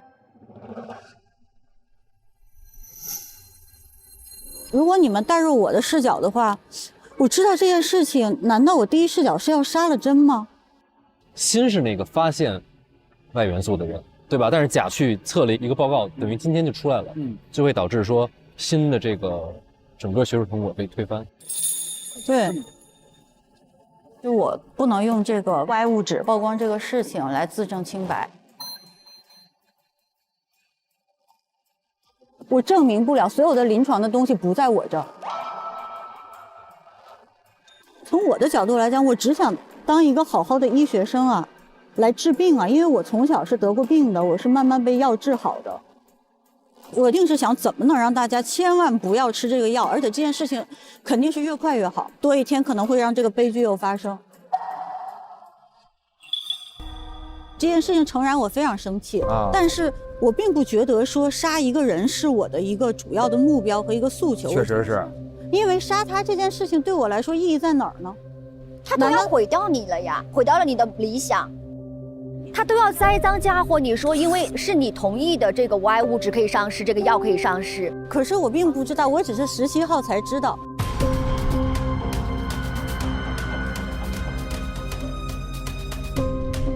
这么盘下来，只有星星一个人有可能啊，不太对。而且星星那个也是我们没有任何证据支撑，唯一的证据就是找我这件事情，让他们的计划有可能性。可是问题是，他们俩什么时候勾连上的？什么时候同仇敌忾的？这都没有任何证据。对，好吧，1号机，去了，祝我好运。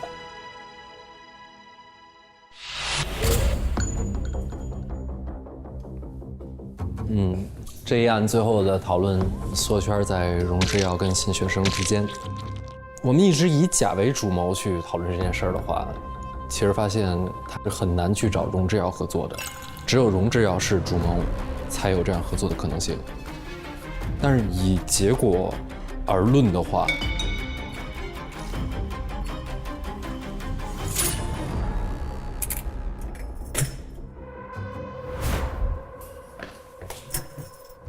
我最开始觉得陈荣辛，然后陈是因为那个时间卡得太死了，而且也是别人约的他，最后我们锁的就是荣辛。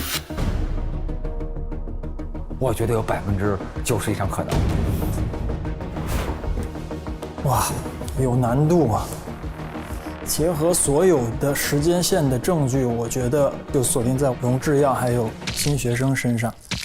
我觉得他们俩都有时间，且他们的不在场证明都比较的极限，所以我把嫌疑锁定在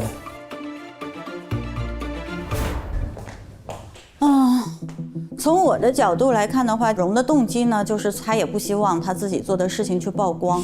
那么甲有可能说利用一些威胁的手段，然后呢让荣跟他合作，所以把这一票投给荣吧。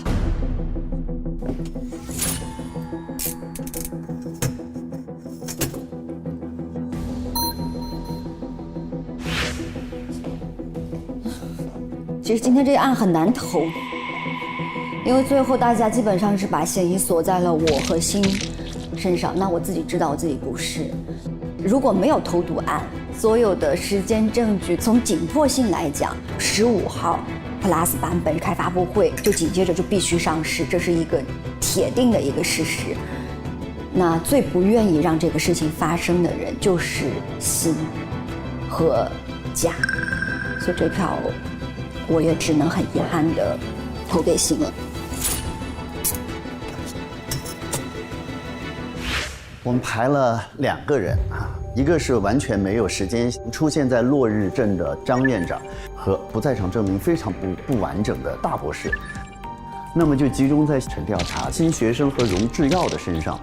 然后呢，陈调查呢，我觉得不太可能是他的原因，是因为甲并不知道陈调查的弟弟好小子的事情，他也不确定陈调查到底只是想要知道事情的真相披露于众，还是他也想要真的命，所以陈调查就不想了。那么在这个过程当中，荣制药和新学生谁更有可能是甲会邀请的合作对象？我觉得这个是可以思考的。对，所以我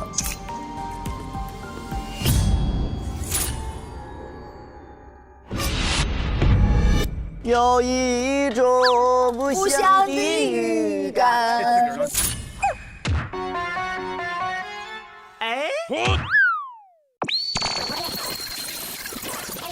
咱们反常规一下，先都进去吧。咱们在笼子里头说thiếu学透语，谁零票谁出来。来吧，今天是人人有罪说，今天是。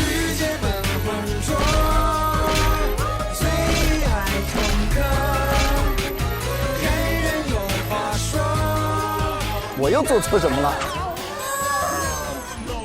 请宣布。互联网普法综艺《大侦探时光机》第6案中，谁是杀害甄教授的真凶呢？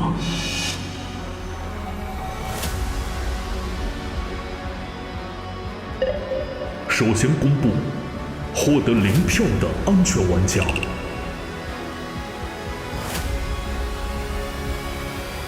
先放侦探出去，先放侦探出去。获得0票的玩家是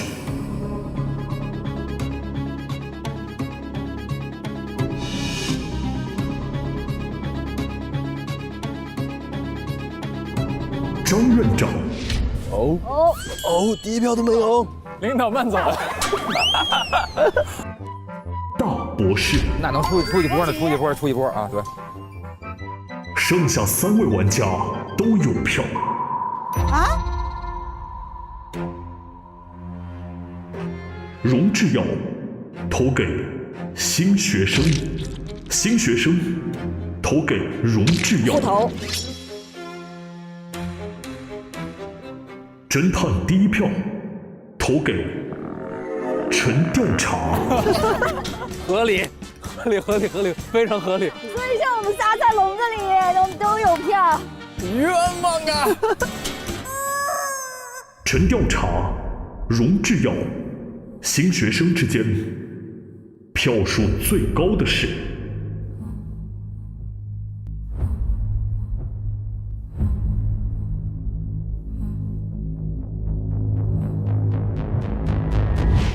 在我看来，荣是真的利益相关人，然后2个人又是夫妻关系。从常理来说，他想做一个完美的无罪摆脱，其实并没有那么的容易。包括他最后跟甄的这个对话来说，他还想约甄再谈一谈。那么起码在甲的视角中是看不到荣与他合作的可能性的。那作为辛来说呢，最终达成的结果就太完美了。虽然荣制药也不想要这个凉飕飕 Plus 上市，他也很想摆脱真，但是甲对它的把握可能没那么大。首先第一点，它是原配；另外一点，它也是原来第一版凉飕飕的既得利益者。那么它能为这个制止凉飕飕 Plus 上市做到什么程度？它真的会不会跟自己联手杀掉真呢？新学生的部分呢，我们分析它和凉飕飕 Plus 的关系，以及它和甲在整个的这个世界里面他们的共同的处境，其实他们是非常好的搭档。因为新学生不但有对这件事情的责任和迫切的需求，另外一点他也有，将来被背锅和各种危险的可能性。新是大家看到了他开车去到了落日镇。然后荣是8点40约了朋友，他只能坐火车。甄教授7点才能打车到火车站。有没有可能甄教授是在车上喷晕的？不然在大庭广众之下确实没有办法下手。而且荣作为妻子的话，他会有很多更合理的借口去约甄私底下聊一聊。刚才大家已经把新的艺术人生整个全都说一遍了，就是新了。整套复杂计划下来，受益者似乎最合理的是新与甲。最后还是决定投给新学生。我把这一票投给他。何侦探、陈调查、张院长、大博士都投给了新学生。新学生5票，请待在铁笼。来，出去，都给我出去！不要占我的地方，出去！对不起，小龙女。对不起，不要占我的地方，把这给我锁上。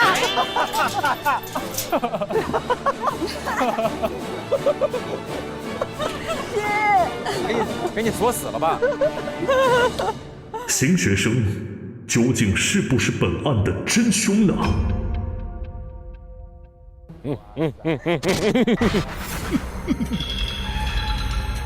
张哥，张哥，哇，这有点吓人。他刚才笑的，不会是张哥？哇，张哥太厉害了。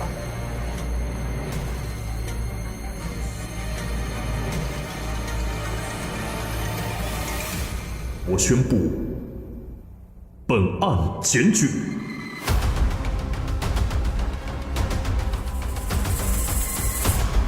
不成功变成人了。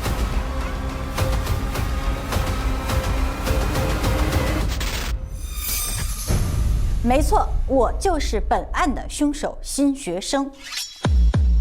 成功！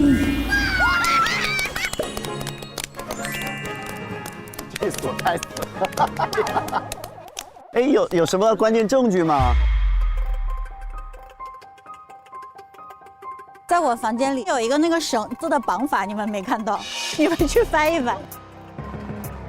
我去看看，那个有个绳子的绑法。绳子的绑法是这个吗？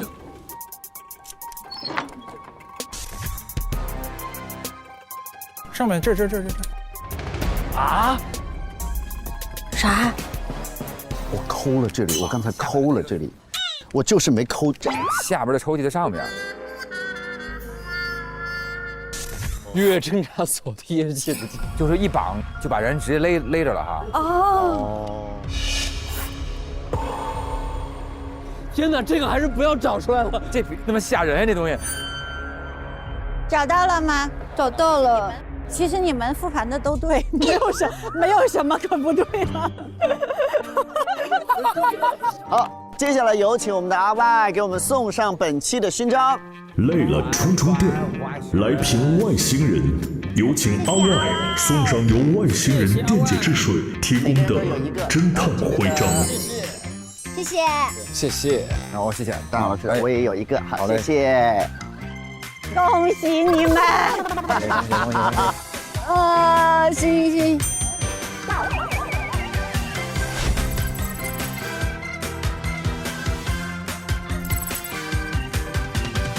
本节目由外星人电解质水独家冠名播出。累了充充电，来瓶外星人，感谢外星人电解质水。谢谢。动感地带芒果卡提醒各位侦探，上芒果 TV 搜芒果卡有惊喜。谢谢大家，那我们就下一案再见喽，拜拜。走吧，我们好，待会儿见，待会儿见，待会儿见，拜拜，欣欣。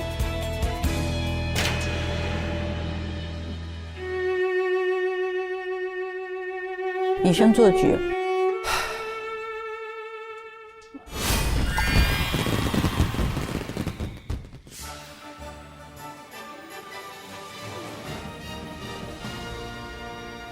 大白吧真相，欢迎来到大侦探合议庭，我是主持人小吉吉思君，欢迎我们的郭慧法官，小吉好，欢迎老师好，欢迎周彦军法官，小七好，张老师好，欢迎我们的沈一斐教授，大家好。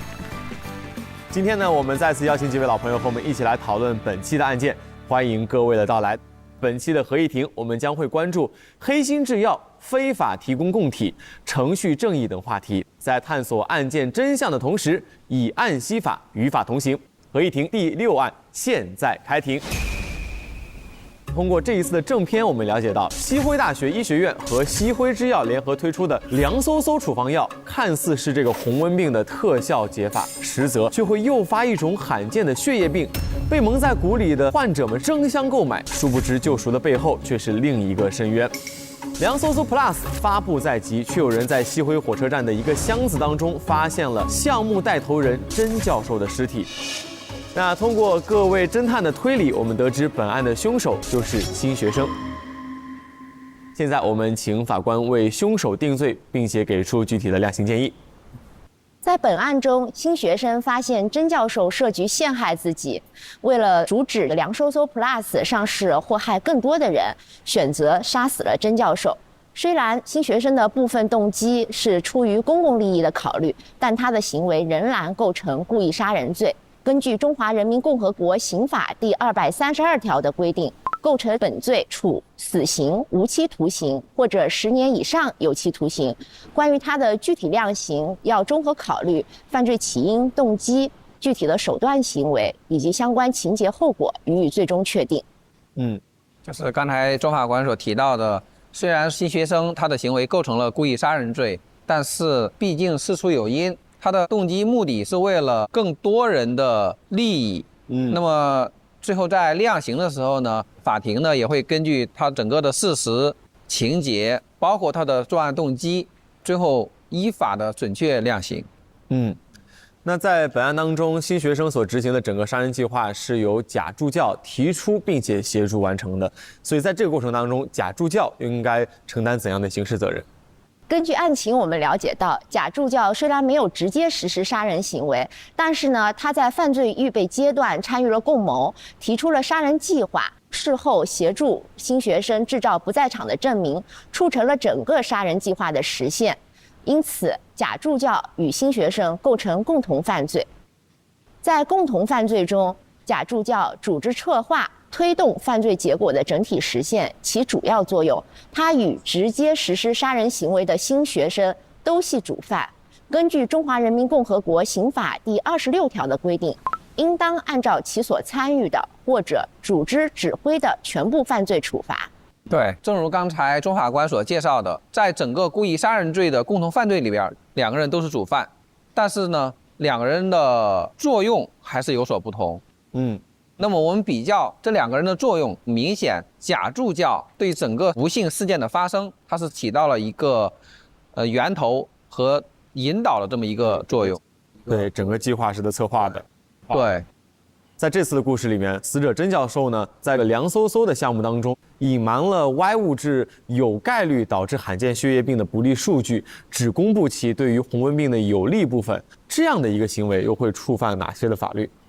故事当中的凉飕飕已经成功注册上市，并投入市场使用。但是呢，甄教授在药品申请注册的过程中，提供的是虚假的临床试验数据，隐瞒了临床试验药品可能存在的严重不良事件，影响到了这个药品的安全性。他的行为涉嫌构成妨害药品管理罪，构成本罪的，处3年以下有期徒刑或者拘役并处或者单处罚金；对人体健康造成严重危害或者有其他严重情节的，处3年以上7年以下有期徒刑，并处罚金。这里边我们需要强调一点的是，妨害药品管理罪，它的犯罪对象呀，必须是属于合法的药品，只是在药品的生产、销售、注册过程中违反了相应的药品的管理、生产、销售管理法规，那么才有可能构成该罪。如果是本身这个药不是真药，根本就没有经过注册，或者说它就不符合药品的功能属性等等相关的条件，它仍然实施相关的行为，那就不构成本罪，那也有可能构成生产销售假药罪，那它的量刑直接就要升几个档次。明白，就会更加的严重。没错。钟法官刚才提到的妨害药品管理法，为什么我们要对整个药品正常的生产经营都规定非常严格细致的法律规范？就是为了防止有人故意去违反这个相关的法律法规，因为它的后果是不可控的。对，很多病人可能疾病乱投医，如果他写清楚它的副作用，或者写清楚禁忌，服用的时候多多少少，这个病人啊会有所顾虑。对，这里也一定要强调一下，这个副作用的告知是在药物里面非常非常重要的。副作用会针对不同的人的器官，对不同的情况，其实造成不同的危害。我自己因为肠胃不好，我每次看到药品里有对肠胃损害的，我就会非常的小心，因为这个药的副作用可能对肠胃健康的人他不会有反应，但对我这种肠胃不好的，很可能就马上就引起了非常严重的反应。所以副作用其实是让我们每个人有一个选择权。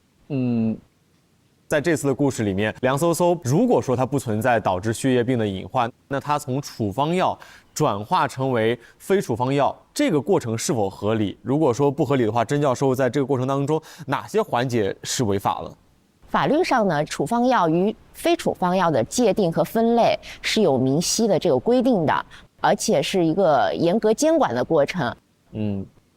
中华人民共和国药品管理法就明确指出，处方药是指必须凭执业医师或者执业助理医师开具的药方才可调配、购买和使用的药品。非处方药则是经过国家药品监督管理部门批准的，不需要凭执业医师或执业助理医师处方，消费者就可以自行判断购买和使用的药品。随着社会需求的发展，处方药临床运用的广泛，以及对它的安全性、有效性有了充分的评估，有不少的这个处方药会非处方化。但是转化的过程也同药品上市过程一样，需要经过严格的资格审核，整个流程也是涵盖了多个环节，需要严格的依法依规来进行。去年1年，我们就有20多种处方药是被转化成了非处方药。那这次我们在这个故事当中也看到了一个问题，包括在现实生活中，部分医院和机构也出现了这种医药腐败的问题。不知道各位老师对这件事情有怎样的看法？可能我自己的这个生活经验啊，比如说我如果咳嗽，我告诉我爸爸说，你给买个止咳糖浆。但是我发现我爸爸每次去药店都会带回来一大包奇奇怪怪的药。但问题是，这些药其实可能对我当下的症状其实是没有效果的。所以很多时候你会发现，店员不是根据你的病症来推荐药品的，而是根据现在是不是促销，或者某些商品是不是利润更高来进行推广的。然后告诉你可以走医保，可以走医保，然后还要搭配一系列的这个药来进行服用，是吧？这个经常是这么操作的。这样子的话，实际上使得我们对于药品到底是如何跟人身体之间的作用变得很模糊，失去了我们对非处方药很多时候的信任。没错，沈教授，您刚才也提到了很多的医药领域的不良从业者，为了追求利润的最大化，利用患者信息不对称以及急于治疗的这么一种心态。当然，如果能刷医保卡，那不更好吗？反正不买白不买，大概就是这么一种心理吧，造成了大量的医疗资源、医药资源的一种浪费。也使广大的患者呀对整个医药市场产生了一种不信任的这么一种观感，所以我们用医药腐败这个概念，当然这个腐败可能是要加引号的，因为它是在一个市场化的过程中产生的这么一个行为。我们如果从法律上讲腐败，那可能就涉嫌犯罪了。如果涉嫌犯罪又是另外一个概念。比如说我本身没有药品生产、销售的一个资质，仍然进行了销售，骗别人去买，那这有可能构成相应的妨害药品管理罪啊。甚至是有可能构成生产销售假药类药罪。那么如果是药品的采购部门收贿赂呀，或者说向别人行贿啊，那么有可能构成呢受贿罪，或者是非国家公职人员受贿罪、行贿罪和对非国家公职人员行贿罪。这就是我们狭义上的医药腐败犯罪了。所以我觉得我们的合议庭啊，在这里也是希望能够从法律方面有些普及，也希望大家能够引起对相关问题的重视。对。多多的去了解这方面的信息，那对你的生活其实是一个非常重要的保障体系。那在这次故事当中，还有一个行为也是第一次在我们这个合议庭提及到，就是甄教授要挟大博士从黑馆从事摘取尸骨的工作，而这些尸骨呢，被甄教授作为供体输送到他开设的骨科专科医院，给需要的患者做植入。所以这两个人的行为在法律上该如何去定罪，触犯了哪些法律呢？在故事中呢，大博士在甄教授的威逼利诱下去黑馆进行尸体解剖。根据《中华人民共和国刑法》第234条之1规定，违背本人生前意愿摘取其尸体器官，或者本人生前未表示同意，违反国家规定，违背其近亲属意愿摘取其尸体器官的，依照本法第302条的规定定罪处罚。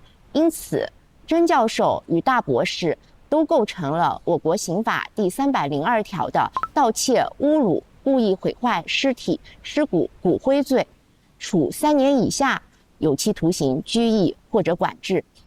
甄教授在共同犯罪中系指使者，大博士系直接实施者，二人都系共同犯罪中的主犯。本案中这么一些行为，可以说是既严重侮辱了死者生前身后的名誉，同时也严重伤害了他在世的亲亲属的感情，更严重破坏了伦理道德观念，破坏了社会秩序，所以是有必要呢从刑法上进行规制。那么我国目前为了杜绝这种非法提供供体的行为，在法律层面又会做出哪些努力？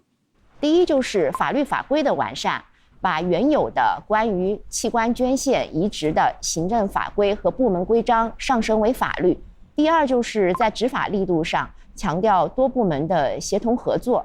第三是在监督管理方面加强对医疗机构移植活动的全方位监管。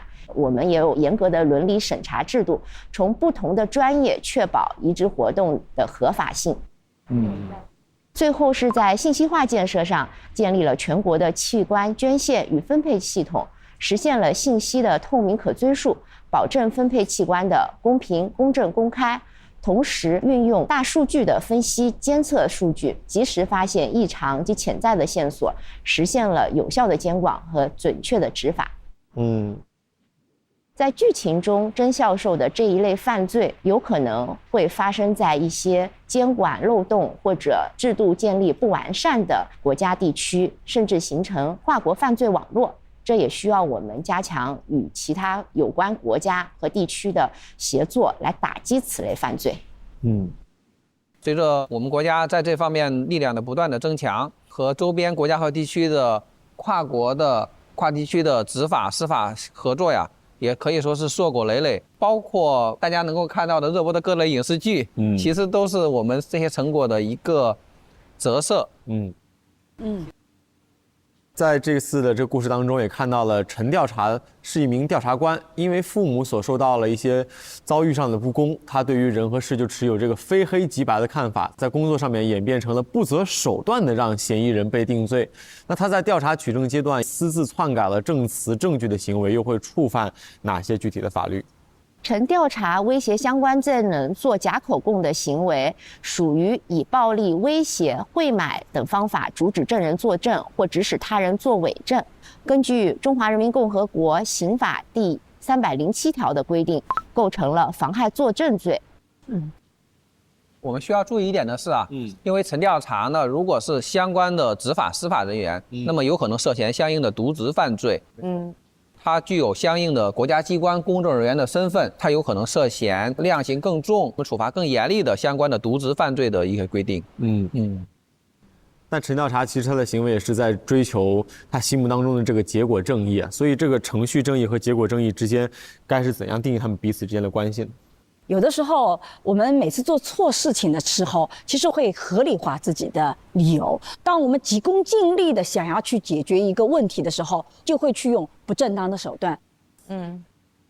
所以有的时候你会发现，这样的一种追求捷径的、急功近利的，希望能够以个人力量去完成很多所谓的一些事情的这种心理啊，常常会模糊掉人们心目中的所谓正义的概念。每个人对正义好像都用了自己的一种界定的体系。在现实生活中，你会发现很多所谓追求结果正义的人，常常结果是符合我的情绪正义的。我经常讲那个情绪正义，就我在自己的认同上是觉得是对的。所以像陈调查其实也是这样子的，你会发现他自己在情绪上，他觉得其实这个结果是有别的方式，可以用非常客观的法律的方式去解决，但是这不符合我一个人想要替天行道，我一个人要去追求我这个自己在我生命中的这个正义。所以这种情绪正义在我看来其实是非常麻烦的一件事情。而关于这件事情，其实我们在这几年的互联网上经常看到，比如说一些人自恃爱国，便在情绪的裹挟下做出很多盲目冲动的行为，甚至他们都不允许其他的人有跟他任何想法和行为不一样的理念。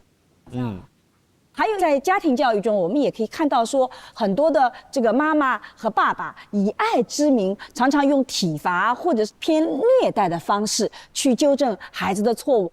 而在他们这个概念里面，其实都是说我是希望孩子能够更好。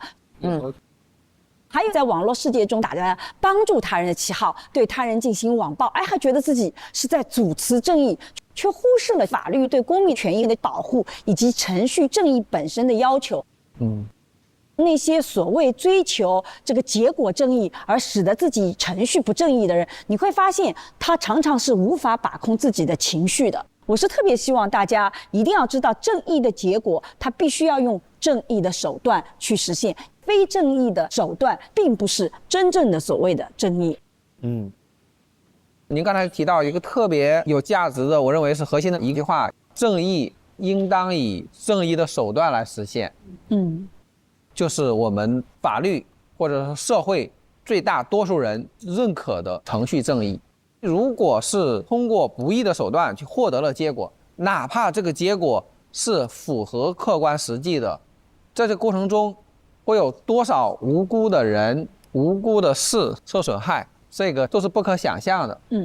所以我们讲呢，一定要通过正义的手段去实现正义。对。那么今天我们对于这个案件的讨论就到此结束了。以阳光医药重建社会公信，使希望进一步的蔓延生长。万千星火终成破晓之光，让罪恶无处遁形，接受审判。再一次谢谢各位今天带来的思考和讨论以及分享。那本期大侦探合议庭就到这儿了，我们下期再见。再见。再见。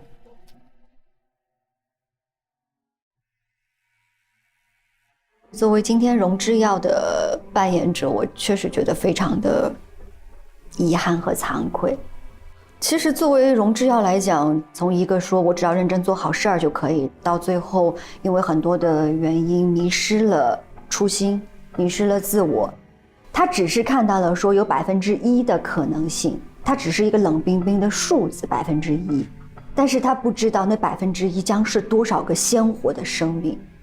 人的种种的欲望和弱点可能会有被像真这样的坏人利用的空间，自己当时在一些私心面前还是选择了妥协，但是一时的妥协可能就会付出代价。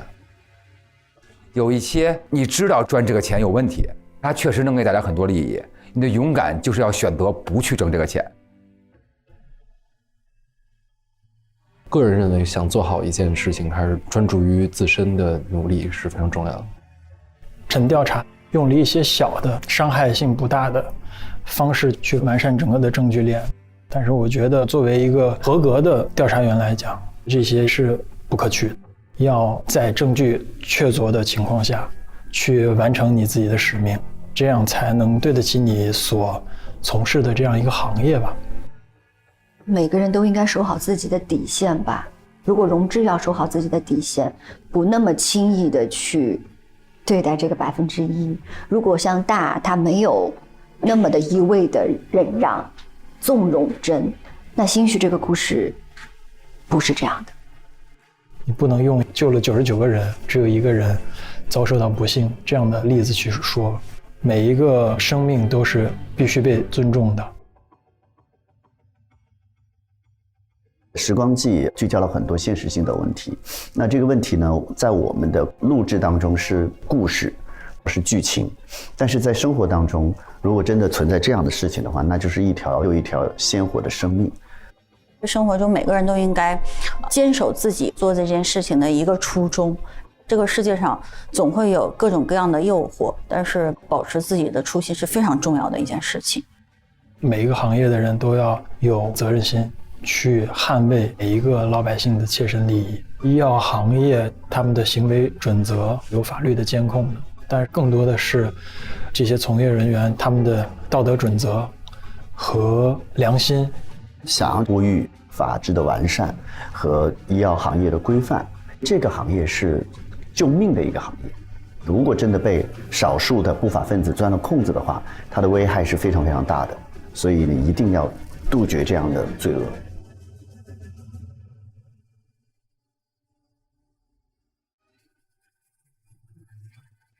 更多精彩内容尽在新浪娱乐、新浪关注大侦探官微，解锁更多节目惊喜福利和独家互动。上微博搜索话题大侦探，并参与讨论，和微博侦探团一起在线高能探案。短视频特别合作平台抖音，内容合作平台小红书，短视频合作平台快手，特别合作中国邮政、同程旅行、百度 App、百度百科。